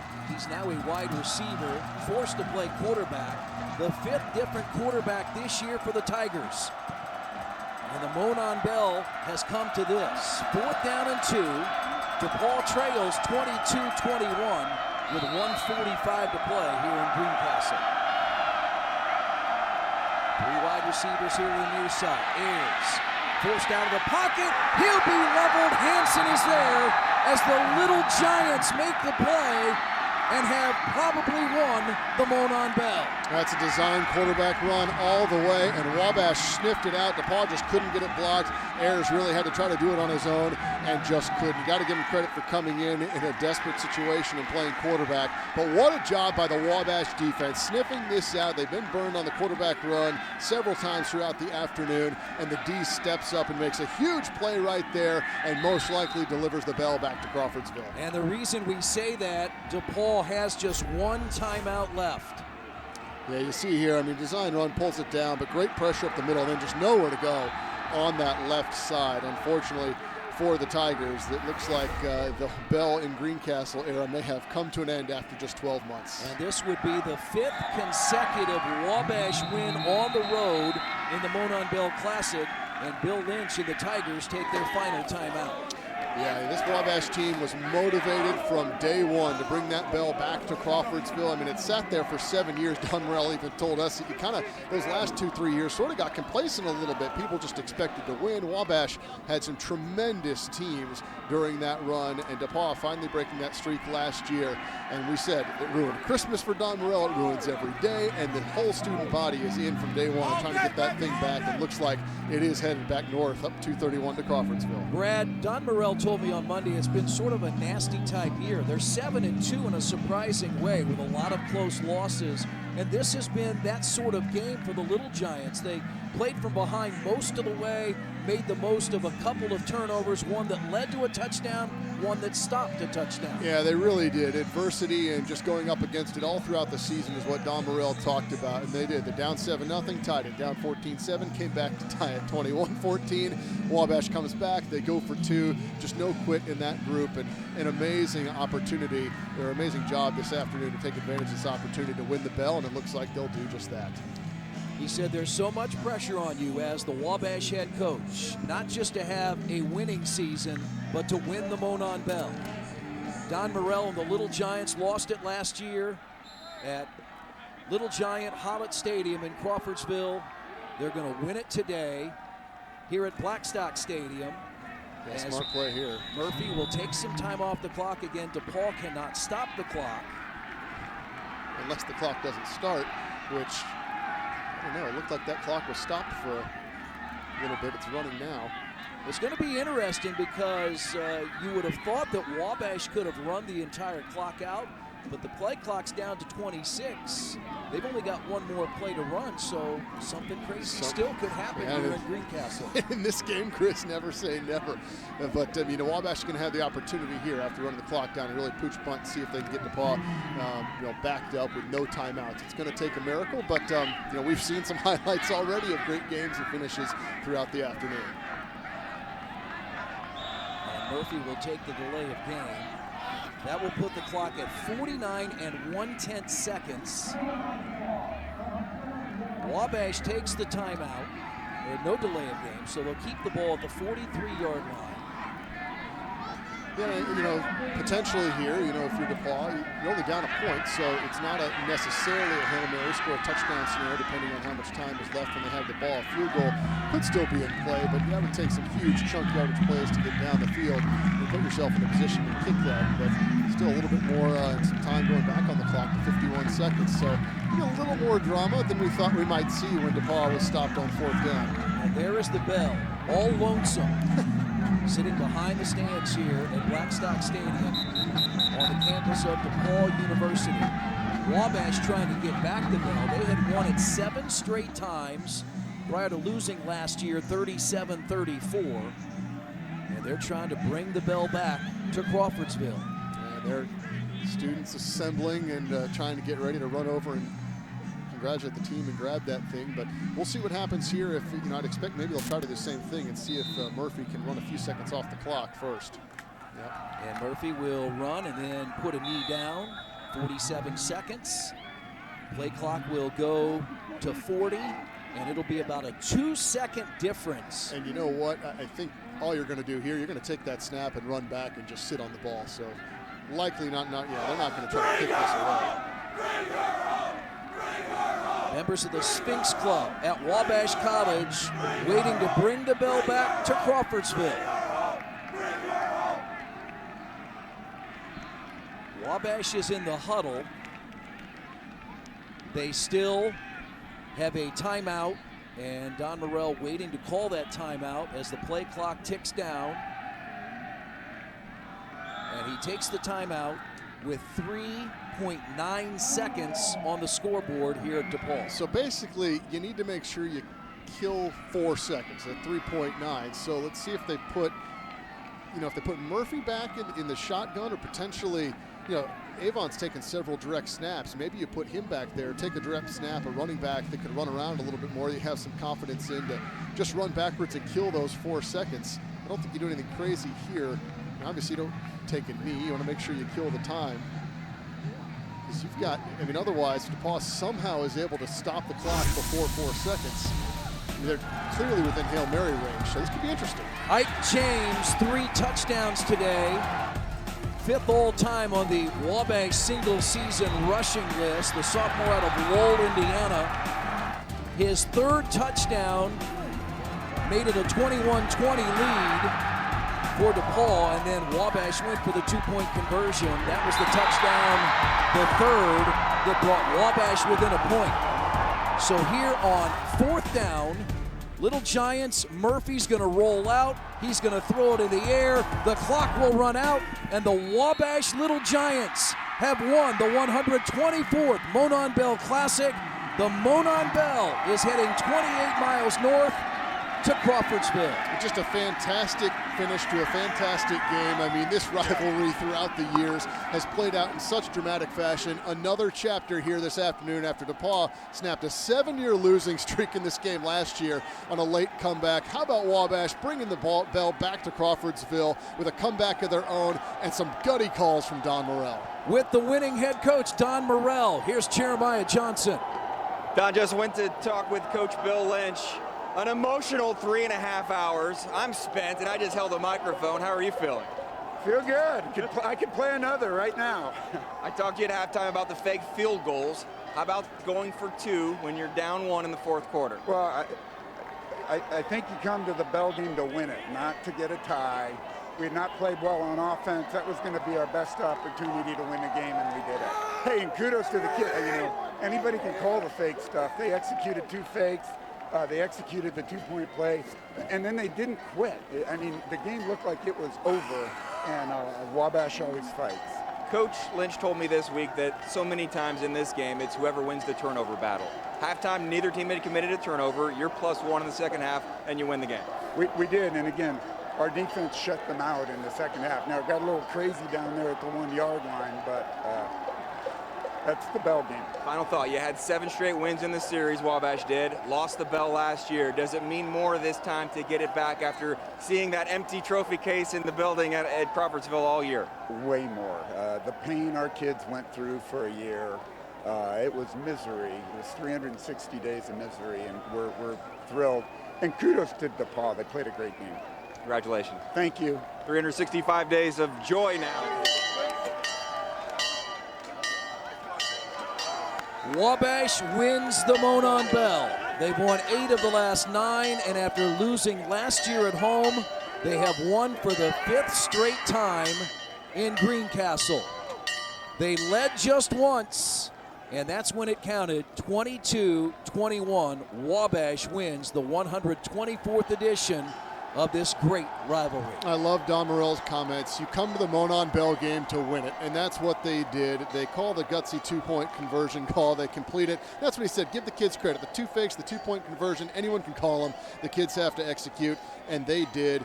And just a tremendous back-to-back years in this game. It's nice to see this rivalry back and forth, to see the closeness of these games, to see the classic plays, and really this is a fantastic rivalry in every sense of the word. And what a game this afternoon, and congratulations to Wabash for taking that bell back up the road to Crawfordsville. Tied at 14 at the half. DePaul led 21-14.